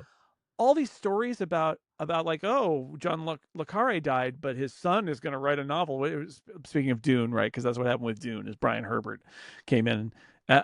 Here's the thing about Nick Harkaway. He's such a brilliant writer. He is a brilliant writer. It has nothing to do with him being related to his dad. I think it's kind of amazing that he decided to write a book in his dad's world, because he's really great on his own. I mean, he really is a treasure of a writer. Great writer. Book I just finished this week that I turns out sliding right in under the wire as one of my favorite books of the year is called The Book of Love by Kelly Link. It is a dark, it's an urban, it's kind of like a suburban fantasy. It's it reminded me of Neil Gaiman, or the more fantastical and less horror of Stephen King might be a good comp as well, about some teenagers in a seaside town in New England. I know it feels like Stephen King, doesn't it? Who apparently died, but have now come back to life and are trying to figure out why and how and what happens next. And I thought it was really great. What So was those that are one my called? The Book of Love by Kelly Link. That's a fun title. Kelly Link, Pulitzer Prize winner and winner of a MacArthur Genius Grant. So not exactly an unknown quantity, but the book, I think this might have been her first novel, or her first intentional novel. It's great. Good book. Good book. So service model's obviously the winner, right? Yeah.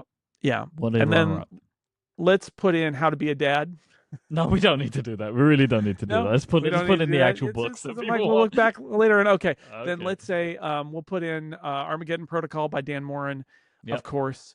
And let's put in one of Dan Moren's favorite authors, Titanium Noir by Nick Harkaway, as our runners up. Dan will get a kick out of that. Being alongside that book. Favorite podcast? Sometimes this is hard because our lifetime achievement winners are ATP and the Flophouse, which means that two of the podcasts I listen to regularly are out of contention. What are the Upgradians? The Rebound came in at 8% of the vote. Yeah. I think, Jason, I'm just gonna say it. The ballot boxes have been stuffed this year in this category. You think so? 12% is this very show, Upgrade, and 19% is Connected. I was being present second for some of the ballot box stuffing on Connected. Mm-hmm. Yeah, but unfortunately, this is another open and close. I'm sorry to say, because oh boy, I have been mainlining The Rest is History. Like, love to hear it. I started listening to this show on my vacation, kind of around Thanksgiving. Mm-hmm. It is essentially the only podcast that I've listened to. So to give you, and just to let you know, right, because I can do the Overcast stats thing, right? So this has been since, like, this has been, what, 5 weeks, right? Yeah. In 5 weeks, I have listened to 57 hours of The Rest is History. So it's a little more than 10 hours a week. I love it. Yeah. It's the only podcast I'm listening to right now. My backlog right now is horrific because I cannot even describe how much I love this show. And the funny thing for me is this was already going to be a difficult category for me. I have 5 podcasts that I wanted to call out in this list, which I'll do in a minute. But The Rest is History is just perfect. I love that show so much. Thank you for introducing it to me. You're welcome. It is now particularly funny now I've listened to so much when I go back and think about the holiday special from last year, which was in the style of that show, right? The color SARS, because now I get it. Like, there's like so many jokes that I didn't get, which is very funny. But yeah, I am loving the show. There's like so many good seasons. What I have noticed though, Jason, I don't know if you've noticed this. There was obviously a shift in the style of the show, kind of late 2023, because I've gone back kind of to early 2023, and the episodes are like, hey, we're just going to talk about this. Like, the two of them are just having a conversation about something, where now the show is more, we're going to tell you the story of this thing that happened. So like they did two series about the Nazis. They did like how did we get to the Nazis, and then what happened, and they were like a year apart from each other. And so I went back to the episodes early 2023, which were like, how did we get to the Nazis, essentially. And in those, it's like the two of them are having a kind of a conversation about it. And like, well, what did you think? What did you think? And then the like, what happens when the Nazis take over? It is they're kind of taking it in turns to tell the other one the history of the thing that happened. Yeah, right. And I so they've much changed prefer that style. They've changed their format. I think it's great. Yeah, I haven't listened to too many of those past episodes, but Yeah, it's fine. The personalities are great. I mean, it's got all the So things a great good. podcast Yeah. has. It's That's what I love about the rest is history is it is the type of show that I like, which is a couple of people who have very good chemistry talking to each other about something that they care a lot about. And it's about a thing that I don't have too much knowledge about, a lot of the things that I've listened to. Like, stuff like World War II, I know, and, like some of the Cold War stuff I know, JFK I knew about, but I knew nothing about the Aztecs. Yeah, let me tell you about Carthage. Yeah, like, what? Yeah, there's so many things. I mean, so I will say there is stuff that I've realized that, like, so like, good. for example, that a lot of like the Roman stuff is like I just can't attach to that. It's too far gone. Like I started listening to an episode about like the Romans invading Britain, and it's like they're talking about countries that don't exist. Yeah. Like, and it's like I can't keep this information in my head. So I like, but anyway, this show is just fantastic. But I had other shows that I wanted to mention. Okay. Similarly, from Goalhanger, The Rest is Politics. This was going to be my pick because I started listening to this show at the beginning of the year when we had the election in the UK because I wanted like some more information, kind of what is going on, and I found this show, and it's the same idea, right? It's two people who are very knowledgeable because they have both been in British politics, and I really like that they come from two. They're both kind of like center. Well, they're like center left and center right as kind of figures, and I like that because they come at it from different points, and they can actually have a debate, which is helpful, I think, for politics, but also that neither of them are too far in one direction that it becomes like a fight.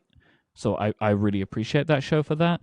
I wanted to shout out NPC, Next Portable Console, which is Federico, John, and Brendan's show about portable gaming systems, which I love. My very first podcast has come back, Dignation. Dignation is back, which is like amazing. Like it just for this show to just reappear after all this time is fantastic. That's been a lot of fun for me because it's incredible that it feels like the show hasn't changed, even though they've not done it for like, I don't know, nearly 10 years or something. And then I just got to shout out The Town as well, which is always there. Great year for podcasts for me. Yeah, so what are our runners up here?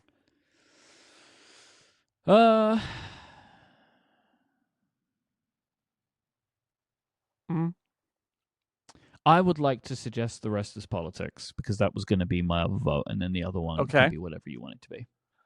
All right. Well, if I look at my top 4 podcasts of the year in Overcast, 2 of them are Lifetime Achievement Award winners. One of them is The Rest is History. And so congratulations to Connected for being a runner-up.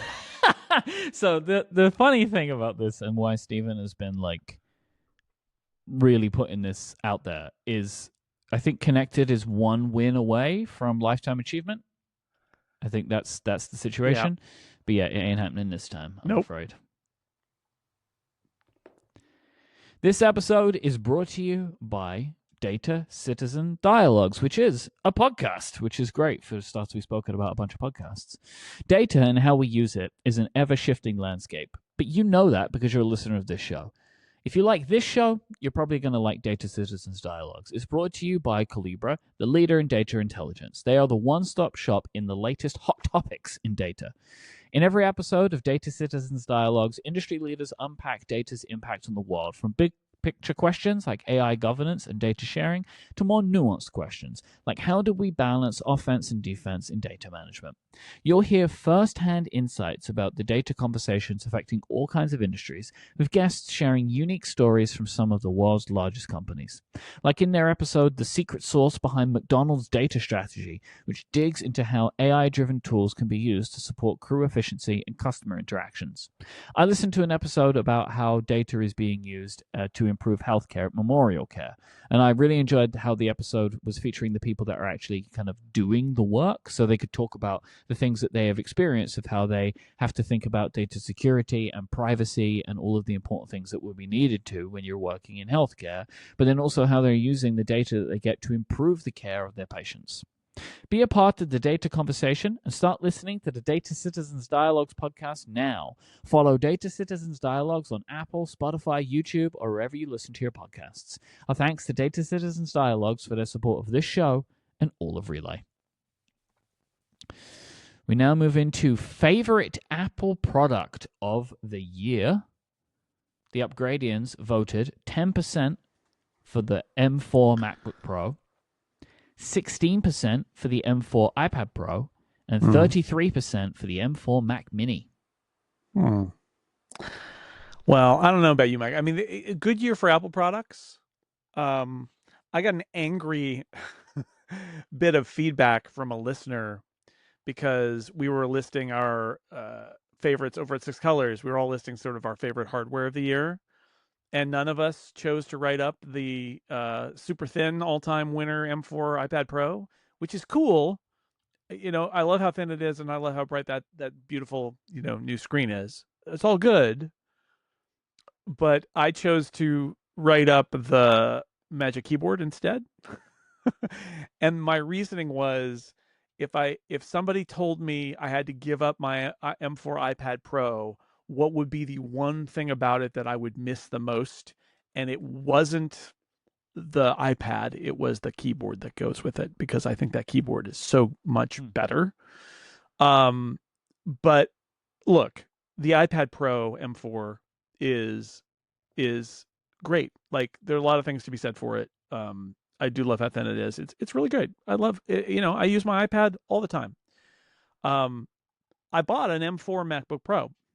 Coming to you, we'll talk about this, I'm sure, in future episodes, but I am docked with a MacBook Pro at my desk now. This is my life now, Mike. So, do I like that product? Yes, I do. I think M4 Max is really good. But who are we kidding? I feel like the Apple product of the year is the Mac Mini. I feel like it has to be the Mac Mini. It is so remarkable. Not only do the Upgradians say that, but like, to finally make a new Mac Mini and have it be so tiny and yet so powerful with the M4 Max or M4 Pro version of it, like, is way more power than anybody, you know, than anybody needs for regular life. Like, you can max out that Mac Mini and it's this incredibly powerful little tiny thing. So cool and so useful. And I know a lot of people who don't have any use for a Mac Mini who still want one. So I feel like that is good. Also, my understanding is that you also have ordered a Mac Mini. Is that true? Yes, we will talk about this in Upgrade Plus today. But yeah, I have actually made the order that I've been threatening to make for months now, and I have actually ordered the M4 Mac Mini. Hey. So, which is why I would very happily give it to that product. It's not my choice because I've not used it, but I do really appreciate that product, so I think it's fantastic. For me, my favorite Apple product of the year is the M4 iPad Pro. Oh, there you go. It's my first, it's my first iPad Pro with a very good screen like that. You know, like I didn't have an OLED iPad Pro. I didn't have the mini LED iPad Pro before now. So the 11-inch specifically, I adore that iPad. How thin it is, how light it is, and how powerful it is, and how good it looks. But yeah, the Mac Mini is clearly a very special product. And so I'm very happy to give that the Apple product of the year. But I would like to put the iPad Pro in as a runner up. Absolutely. And the MacBook Pro, one? I would like to put in as a runner up. So yeah, I'll talk about my Mac Mini purchase on Upgrade Plus today. Oh, good. Favorite non-Apple product of That's the tricky. year. This is a tricky one. This is always a tricky one, but it's a fun one too. So the Upgradians voted with 4% for the OLED Steam Deck, 4% for the Google Pixel 9 family, and 6% for the Meta Ray-Bans. I was surprised to see the Meta Ray-Bans take the top spot here, but I was pleased about it. Yeah. Was there any ballot stuffing from Connected in that? Maybe. Possibly. Well, I mean, the ballot stuffing that I'm talking about is where specifically people are asking for votes, not just that they've been influenced by listeners of the show. That's fair. I'm not shilling for Meta. Okay, what do you think here?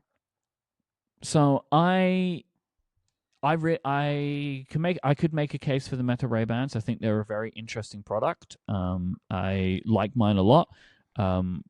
Federico loves his and wears them every day. He does. I use mine just as sunglasses, so my options are limited. But being able to take photos and listen to music, and like when I was on vacation, I was listening to The Rest is History by the pool via my sunglasses, which was just a great experience. Like that it is a very, very good product. Take the AI out of it, it's still a good product. Add the AI in, and it can do more stuff. But whatever. I'm going to pick, my favorite product of the year, though, is something completely different. It's called the Oslo Sleep Buds. Oh. So, and that's Oslo with a Z, of course. I mean, why would it not be? Bose used to make a product that I've forgotten what it was called, but they were sleeping headphones, and they essentially just played white noise. They stopped making this product, so the entire team that made it went and made their own company called Oslo to make the new version of what that would be. So, by the way, they were called the Bose Sleep Buds. There you go. So I'm expecting that there was an agreement made between all these. Like, I don't just think that they just went and did it. This product feels like a startup's product. It is not by any means a kind of very complete feeling product, but they are very comfortable to wear when sleeping. They're like very, very thin, and they're very comfortable. They don't go in your ears, they sit on your ear, and they have those kind of wingtips to hold them in. And they have an app, and the app comes with a selection of white noise that you can play, or like different sounds. Like I listen to the sound of an ocean.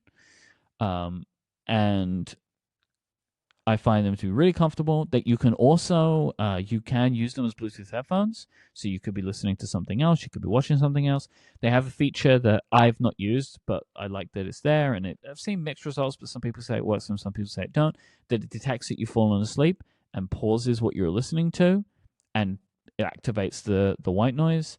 There are things about it that are not ideal. Like, for example, you have to open the app and then open the case, and then they connect, and then it will work. Like, and also, I set it to play for an hour because I don't need it doing it all night. But then if I wake up and want to put the white noise back on again, I have to do that repairing process. So that's what I mean. There are things about it where it's like, oh, this could be a bit slicker. But as a product I want some headphones that I can wear comfortably while sleeping, like on my side, that don't dig into me, that don't fall out of my ears and get lost, and that provide me with a white noise experience. These are it. So I really love this product. It's a fun little tech product that I've used this year. The Oslo Sleep Buds. Wow, that's fun. Yeah, it's nice to find something like that. Like, here is a tech solution to a problem that I want solved, made by people who care so much about it that they went and started their own company to do it. All right. I thought of 4 things. I'm sure there's something that I've forgotten. I'm sure of it, but I thought of 4 things. The Miu Mini Plus, which we talked about in Upgrade Plus last week. This is a little tiny handheld game emulating thing that is like super cheap on AliExpress. And was on sale, so it was super duper cheap when I bought one. Gave that to my son for Christmas. I think he's into it. Really good, just a good build. The buttons are good. My son, again, the gamer, was like, these buttons are really good. I'm like, yeah, they are. It's really well built piece of hardware, and then amazing that you know what OSs are out there to run on top of it. This thing called Onion OS, and that is a third party thing that's not even from Miu, but they know that people install it, and it's really good. And then it's got a whole bunch of different emulators on it. Just I'm very impressed with that product. There are a lot of I don't have a lot of nostalgia for handhelds, which is part of my problem with all of these products. Is that they're like, oh, it looks just like a Game Boy, or it looks just like uh what's the fold open one? Anyway, it doesn't matter. Game Boy I Advance don't have SP. yeah, I don't have nostalgia for those little handhelds. So I'm more into it for having it be a handheld that is fun, that runs a bunch of games, especially old arcade games and old console games, less than I am running, Game Boy games, because I have no nostalgia for Game Boy games. But that hardware is really good, and I love this category, so I wanted to mention it. Very impressed. And there are other styles. There's ones that are shaped more, horizontal, more like a Steam Deck that do, PSP emulation and all sorts of other emulation. But like the two things that I ended up playing the most on the Miu Mini Plus when I had it were Joust, classic arcade console game, and NFL Blitz 2000, which was my favorite game for the PS1. So, Sure. that's the kind of stuff I gravitated toward. I tried to play Pac-Man on it and realized like Game Boy Pac-Man, like they pan around the screen. You can't see the whole screen because they couldn't do that. I was like, oh yeah, little handhelds can't do that stuff, can they? We can do better. I mentioned my Everlights experience where I put lights on my house. That was a fun tech product this year that I used that put lights on my house, which permanent lights, holiday lights. I program them. It's currently Hanukkah. I have built my own Hanukkah pattern that shows like how many candles there are. It's really cool. I love it. I will shout out my Christmas present, which is the Traeger Ironwood Grill, which is a pellet grill. You smoke some meat on it, but the thing that impresses me the most about it as a tech product is that it's basically got a little computer in it, right? The hardware of this thing, other than the grill hardware, is it's got an auger that basically feeds the pellets into the combustion chamber, and it's got a fan, so it can control the combustion. And it's all done by this little computer that has Wi-Fi, and it'll talk to your phone, and they have an app, and the app is surprisingly not terrible, because most of these apps are terrible. And I used it over the holidays. It worked really well, but I was delighted by the fact that not only was this little computer, that the buttons on the grill itself are very clear, but that the app is good and you can control, other than the initial ignition, you can control it all from the app, and it does a pretty good job. So that was a fun gadget. And then finally, I threw it in here because it delights me, that Belkin Vision Pro case, and sure, that head strap thing too. The two products that got released that are literally, Apple says you should make this, and that clearly should have been what Apple shipped when they shipped the Vision Pro, but instead they shipped the big puffy marshmallow case and a really kind of weird, misguided set of head straps, instead of just using that knit strap with an over-the-top strap simultaneously. Yep. I thought that was, it makes me laugh that those products have to exist, but they're also pretty good. Okay. What do you think? So, from your list, I really Yes. like the Belkin products. Yeah. Like, I think they should be in the conversation. Yeah. Yeah. Well, my suggestion was going to be that we give it to the Meta Ray bands. Yep. Because that sounds like a product that actually people like and that you like. And it's that good. Is doing something interesting. Yeah. Yes.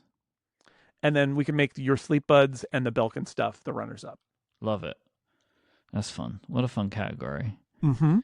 Yeah, I mean, Apple, you got to do something in these smart glasses. Like, what are you doing? I know, right? No, the AirPods that you wear as glasses on your face, like that tie into Siri on your phone and Apple Intelligence and all of that, and that they're AirPods that you wear as glasses. They don't even need a display, right? That'll come, but they don't even need a display. Like Apple.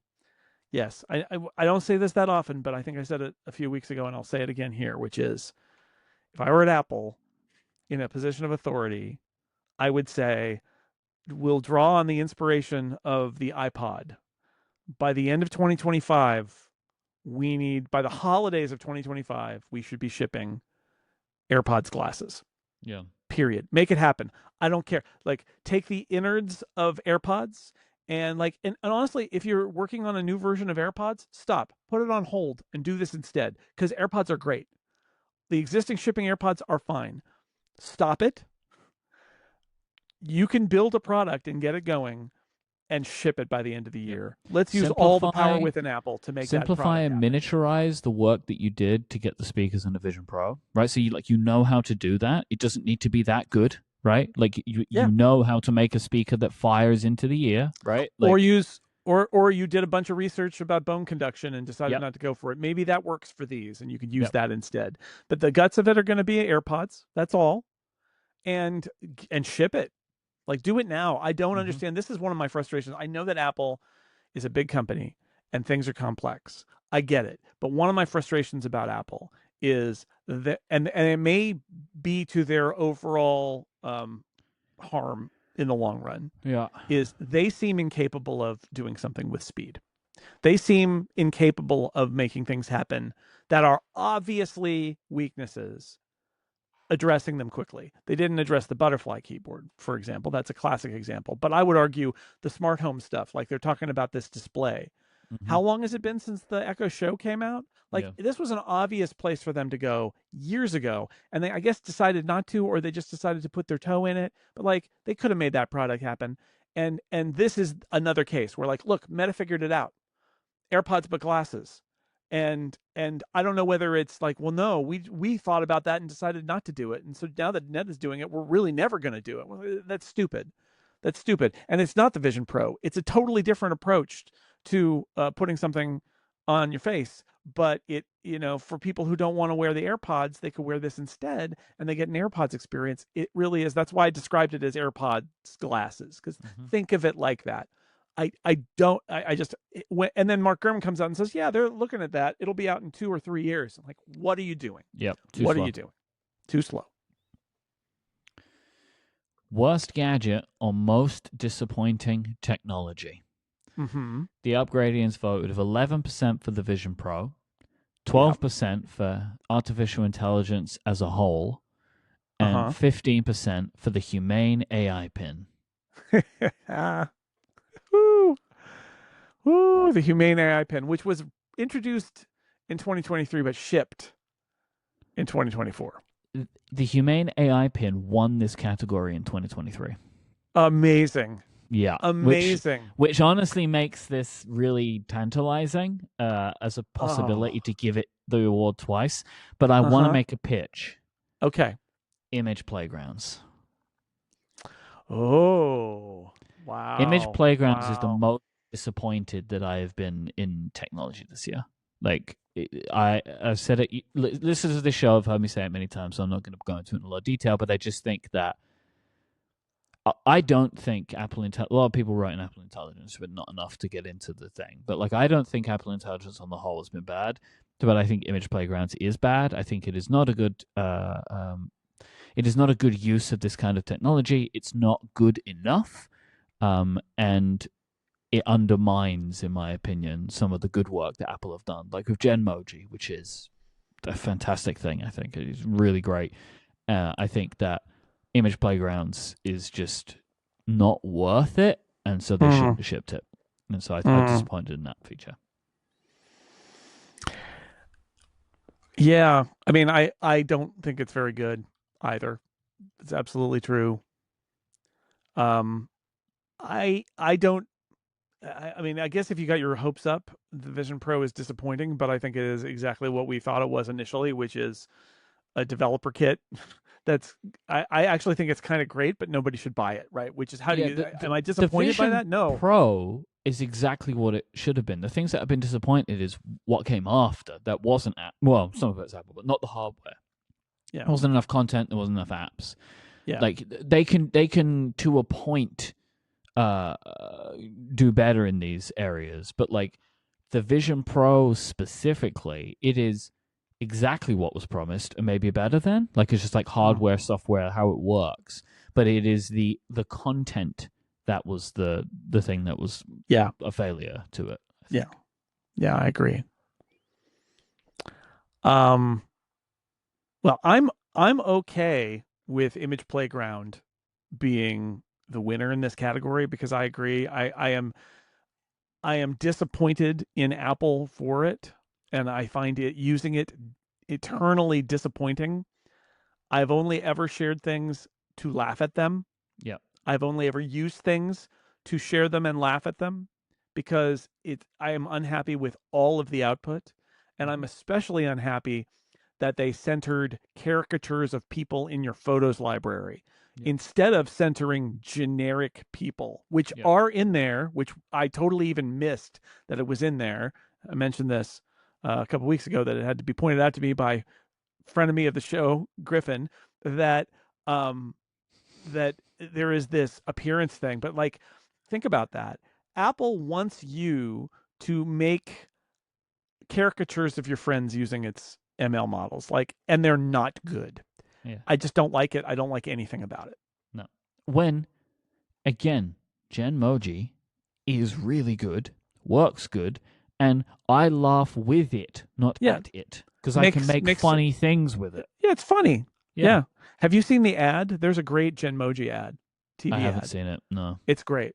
There's a great But ad, and again, it's it's just like like you have a this great whole technology. Why yeah, even bother with image playgrounds? Like, why? It's right. very strange to me. Because they're Very trying to strange. look. I think in the end, in a couple of years, what we're going to look at Apple Intelligence and say Apple panicked because they were Yeah. behind. They threw out everything that everybody else was doing, but we're behind on it. And then if they're lucky, what we'll say is, and then we realized the stuff that actually mattered and the stuff that didn't matter, and they kind of like faded away the stuff that didn't matter and Mm. focused on the stuff that mattered. But right now, they don't have that. Yeah, I'm happy with that because I thought Yeah. Humane AI pin would be fun. Great Um, runner up. We'll but the thing is, runner up. was the Yeah. Humane AI pin? It wasn't a disappointment. We knew No, it it was was a going to worst be like gadget though. that. It was a worst gadget. It shipped Yes, and it wasn't any good, and all the reviews were that's a brutal. good point. Yeah, And so I think it's literally worst gadget is the Humane AI pen. and then do you have another runner-up? I don't. Look, I I don't don't agree know. with the Vision Pro, and I kind of, gang, I love you all so much, but like we can't keep calling AI as a whole the most disappointing thing. Like, we're going to do this Mm. forever. Like we can, it's like at Well, a certain point. Like I think finding specific things to be mad about or upset about, I think, is better than just like all of artificial right. intelligence. I Well, think. I was trying to figure out a way to say like using like using AI for search. But even then, it's too complex. I keep thinking about how I do Google searches now, and they put up these AI things that are I would be happy to say the Google AI summary. Like Google AI that's summary bad. is the worst. Yeah. I will say a few words about it. They send their stupid AI summary at the top. It must be disregarded or checked. So essentially, it's just more garbage at the top of a Google page before you get to real results. And this would be different if the search was the solution, but it isn't, because some percentage of the time what you get back is completely wrong Mm-hmm. or useless. And again, I think that AI in certain contexts is great. Yeah. But boy, it is getting applied to contexts where it does not No. belong. Where it actually serves to make the product worse. Mm-hmm. Where like I think search in ChatGPT, like web search abilities in ChatGPT, has made ChatGPT better, right? Like it because it's still wrong. You know it's going to be wrong, but like putting AI in Google made Google worse, right? Like where you can still say, and I get it, like how you were saying earlier, ChatGPT was getting things wrong, but ChatGPT was getting things wrong before. Like giving it search functionality made it better, but it's still unreliable. I expect Google to be reliable, and now it isn't. Right? Like Yeah. the answer that Google gives me is an unreliable thing. I don't know if you saw this, but Jason Schreier at Bloomberg is a game reporter. He kind of went Mm-hmm. viral a little bit on Blue Sky over the weekend because he said his children watched Encanto and loved it, and he wanted to find out if there was a sequel. So he typed in Encanto 2, and it gave a full plot Yes. breakdown and a release date of 2024, which all came from a fandom wiki where people kind of fan fiction movie development. Yep. Like, even down to the fact of saying that Gloria Estefan was actually the lead in this movie. Like, they did like a whole thing, who wrote the music when they did it. And Google just used that. Now, like, that's not a good source to be training your AI on because it's not real in the first place. And of course, once that breaks, they turn that off and they're like, oh, no, that's not there anymore. But you can't, this is not how we can live our lives. And yes, I saw that example. It is a great example. And this is my overarching thought, because I think this goes for a lot of the stuff that Apple has done too this year, which is maybe we need to be a little less generous about AI results, because that Google result, like, being so wrong, I feel like it's very easy to say, well, it's an AI result. What do you expect? Sometimes they're wrong. And in fact, I think what we should say is Google released a defective product that misinforms its users, even though they're in the business of information. And they've done it because they feel they have some sort of external business pressure to do it. But clearly they've released it before they can stand by its results. Yeah. Because they've just decided to inflict it on the world, even though it's not very good, because they feel they need to. And everything I said also applies to Apple Intelligence. Yeah. Yeah, because it's like, again, like, you know, because I do like using ChatGPT for some element of searching, but it's always like, get me to somewhere, and I like the way that it gets me to places.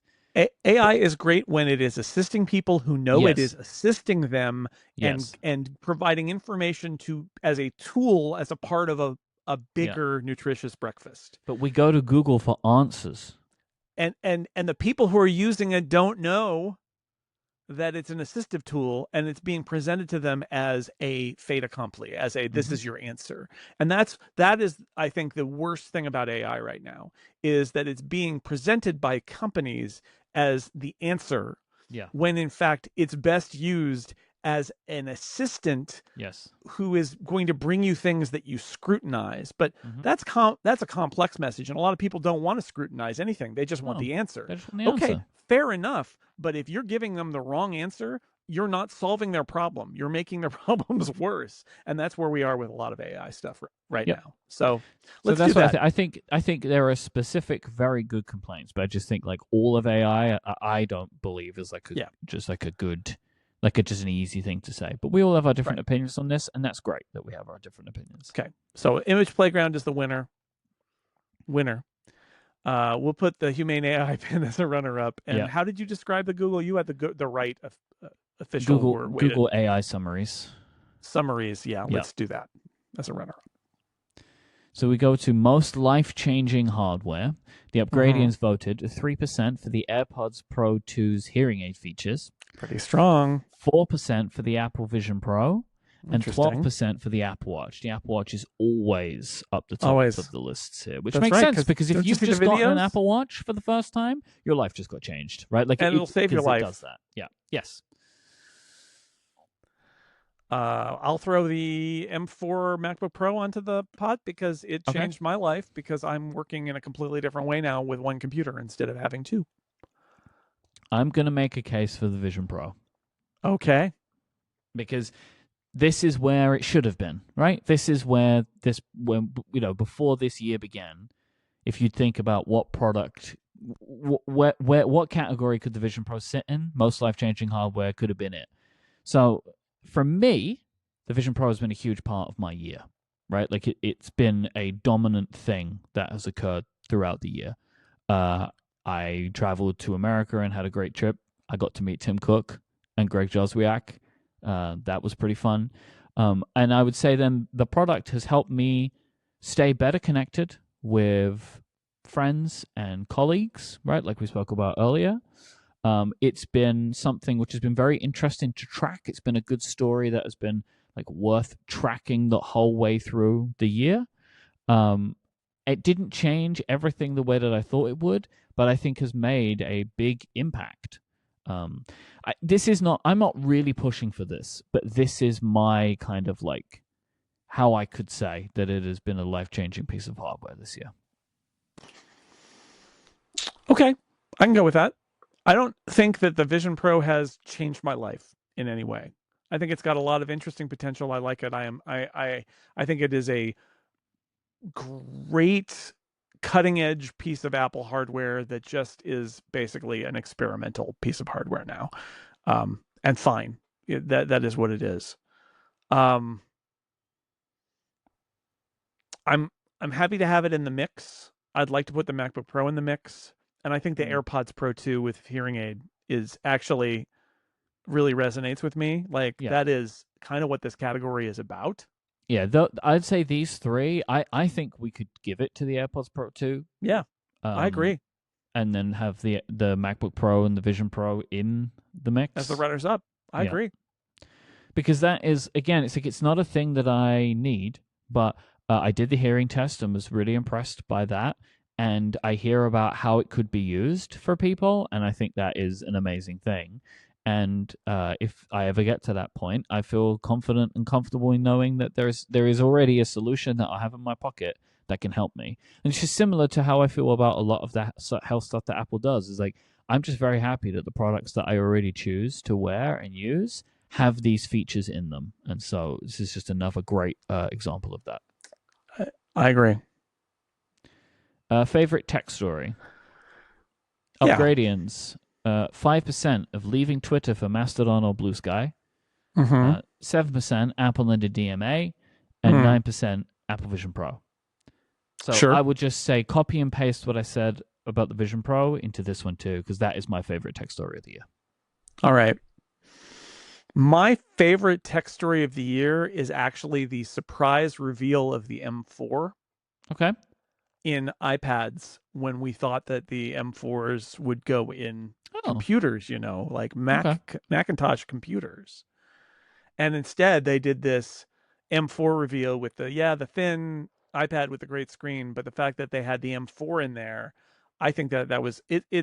I know Mark Gurman kind of broke it slightly early, but like it was still in doubt. Like it seemed so unlikely. We were saying we didn't think that it was going, even though that Mark was saying it was like, is this one of the places where he's misunderstood, right? Because it didn't seem likely. Didn't seem possible to happen. Yeah.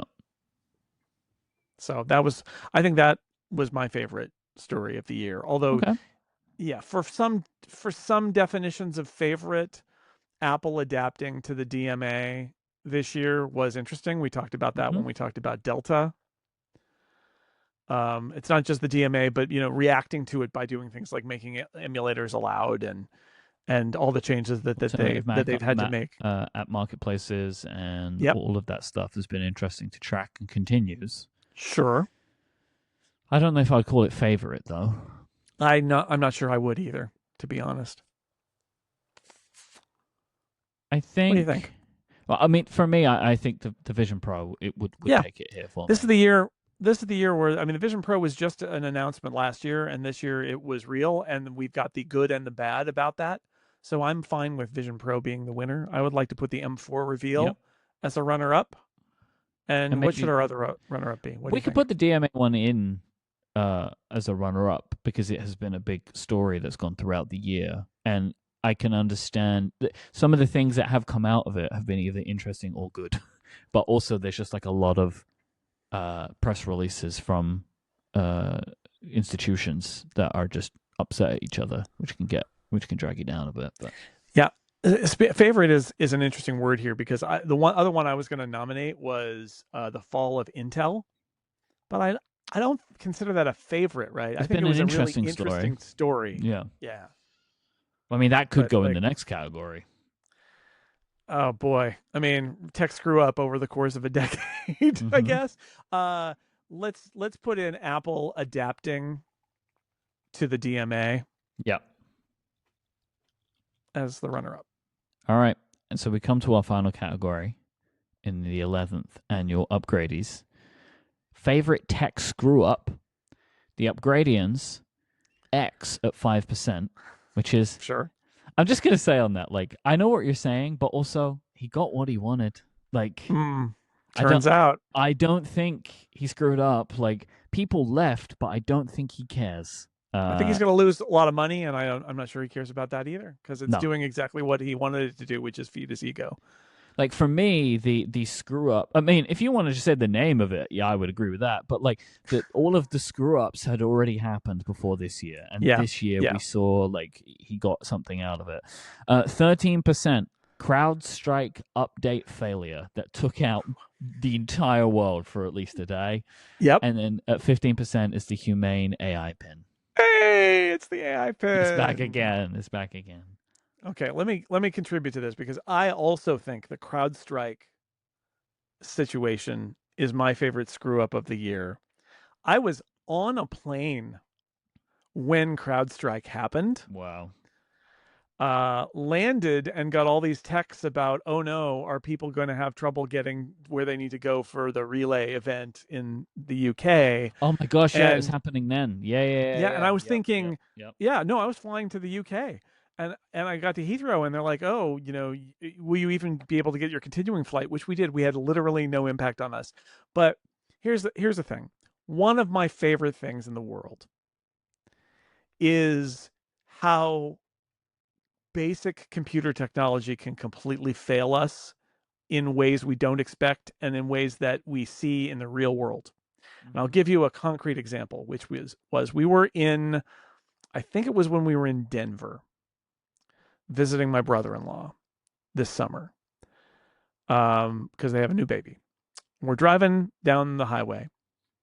I'm driving, and Lauren's looking out the window, and she laughs and says, "Check it out." And I look, and it's a giant digital billboard with a DOS boot up Yep. error. And first off, she made the absolutely dead right comment, which is, if this was the Bay Area, I would think this was an ad, right? Like it's and by the way, if you're somebody who makes digital billboard ads for a tech company, or you're an agency, a fake crash of the billboard that's actually about your company, brilliant. Do that. Okay, do that. But this wasn't. This was literally like, I can't read this external device, press F1. It's like, oh man. And then I was just in an airport, 5 flights in 10 days. I don't know which airport. And when we were walking, there was a big I think it was an ad terminal, and it was all it was the DOS startup. I love it when just a cheap, crappy PC thing happens and you see it in the world where you shouldn't. I Mm-hmm. don't love it necessarily when a dumb software update breaks the entire like world in a way that causes havoc among especially travelers, and that requires IT people to individually manually update their PCs to get them to work right. Yep. Um, Plus just the fact that it's a problem with Windows PCs. I mean, okay, am I, as a longtime Mac user, do I still have enough feeling in my heart that I can delight at the utter failure of a Windows PC that's being used in a vital situation because somebody was asleep at the switch when they pulled the software update out there and now nothing can be done? I'm not too small, or I'm not too big for that. I am that small. It actually kind of delights me. It's why those DOS prompts delight me when I see them. It's the same thing. It's just like, oh, your PC broke. Oh, that's too bad. So yeah, I love the CrowdStrike story. That is 100% my favorite tech screw up of the year. Yeah, it was pretty monumental as a thing. Just like you said, one of those things of like, oh, this is what Y2K would have been like. Like, Yeah, this is what people this were sort of worried thing. about. Yeah. Yeah, I saw there was a story over the weekend that NPR did that made a lot of people on Mastodon very angry for good reasons, which was like, you know, basically it's just overheat or reheated content for the end of the year where everybody's got time off. And it was like, hey, remember Y2K? That obviously written by somebody who does not remember Y2K. Oh, well, that amounted to nothing. And everybody was like, it amounted to nothing because we spent tens of thousands of hours fixing all the software in the Mm. world so that it would get dates right outside of the 20th century. That's why it amounted to nothing. Yes. And yet, in people use it as a punchline, like, oh, Y2K, that turned out to be nothing. It's like, it only turned out to be nothing because everybody fixed all the stupid stuff. And CrowdStrike, it would have been like 10 CrowdStrikes if it had actually been left to happen. Yep. So, like, it would have been much worse than this. But yeah. Do you have any other nominees here? Apple and the DMA. Apple and the DMA. They screwed up. And they're going to keep screwing up.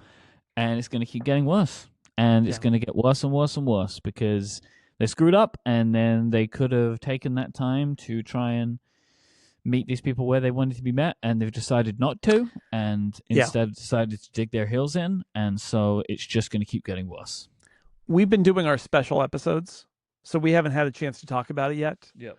But I would fold into this favorite, again, not a strong word, but I do appreciate that Apple has tended to have a very aggressive reaction to the DMA and then has had to come and actually do the things that they want anyway. And that I do kind of really enjoy. But what I will say is one thing that seems to have happened in the last few weeks that's very interesting is Apple has once again used the supposedly neutral notarization system for iOS in the EU to issue a blanket rejection of an app submission, which is not supposed to happen. They talked about it a lot on ATP a couple of weeks ago. It's the idea that they say on, I think it's Mini VMac, Mac emulator, on trademark grounds, because they own the trademark, they are going to refuse to notarize the app. And I think this is one of those things that, first off, like legally, I don't think they can do it. I think that the DMA, or that the European Commission, is going to say you can't use it this way. But it makes me so angry that they're using their neutral approval system that's supposed to be neutral. All they have to do is sue the Mini VMac developer and say you're using our trademarks incorrectly. They send an immediate cease and desist. Cease and desist. That's the way you do this. But the fact that they pulled that lever that should never be pulled, that turns the entire supposedly innocent, unbiased, for user safety notarization system and turns it into a de facto approval system, it's the worst. And I would be more angry about it if I didn't think that Apple is going to get smacked down for it. That this is going to be one of those cases where somebody said, let's just use this mechanism to disapprove of this app, and that hopefully somebody at the European Commission is going to go, no, that is not what that mechanism is for. Use another mechanism and stop it, because really the jig is up. If Apple can use notarization to ban apps in the EU and elsewhere, then what are we even doing here? Right? Like it's totally counter to the point of it, where now notarization is the App Store approval process, and that's not allowed. So anyway, I'm going to file that under Apple's reaction to the DMA here, because I think it's an example of Apple behaving incredibly stupidly and badly when there were better, and ruining a thing that they built because they didn't want to do the more logical recourse. And I'm baffled by it, but there it is. Which is this is like emblematic of why this is my kind of like favorite tech screw up of the year, or like it is what I consider to be the biggest, because it is not just one story. It has been an entire year's worth of things that they have over and over and over again made it worse, and continue to make it worse, and something's going to happen. I don't know what it is. Yeah. Like I don't know. I have no idea. I have no idea anymore. Either they, get fined into oblivion and will go to court, and I don't know what will happen there, or it's Apple is basically going to strong arm the EU enough that this all falls apart. Like at this point, like I don't know what the result is, but it's not going to be pretty. No, I actually I'm going to go with you. I think that should be our winner. Because we are specifically saying that Apple's reaction to what's happening in Europe is a screw up. They're not doing it right. They're not doing it well. And I know there's an argument of there's a legal argument of well, yeah, but if there's a legal issue, they need to fight it out, right? And I get that, but this goes way beyond that. Some of this behavior goes way beyond that. And we'll put the AI pin as number 3. And CrowdStrike, of course. CrowdStrike is a given. A genuinely good one. Loses by a hair. Mm-hmm. So that's it. That is the 11th annual it. Upgradies. We hope that you have enjoyed this episode. Thank you so much for listening to us for yet another year. Happy New Year to you all as we get ready to go into 2025. I'm very excited about what the year will bring for personal reasons and professional reasons. Yes, sure. Happy New Year to all Upgradians. Thank you so much for listening. If you would like to send us in any questions or follow up to talk about on next week's show, please go to upgradefeedback.com and you can do that. You can check out Jason at sixcolors.com, theincomparable.com, and here on Relay, where you hear me too. And you can find my work at cortexbrand.com. You can follow us online. We are on Mastodon, Threads, and Blue Sky. And you can find video clips of this show on TikTok, Instagram, and YouTube. We are at Upgrade Relay. Thank you to our members who support us of Upgrade Plus. This week, we're going to talk about my Mac Mini, and I think maybe we'll talk about the holidays a little bit. You can go to getupgradeplus.com and sign up. Thank you to Fitbod, ShareShot, and Data Citizens Dialogues for their support of this week's episode. But most of all, thank you for listening. Until next time, say goodbye, Jason Snell. Goodbye, Mike Hurley.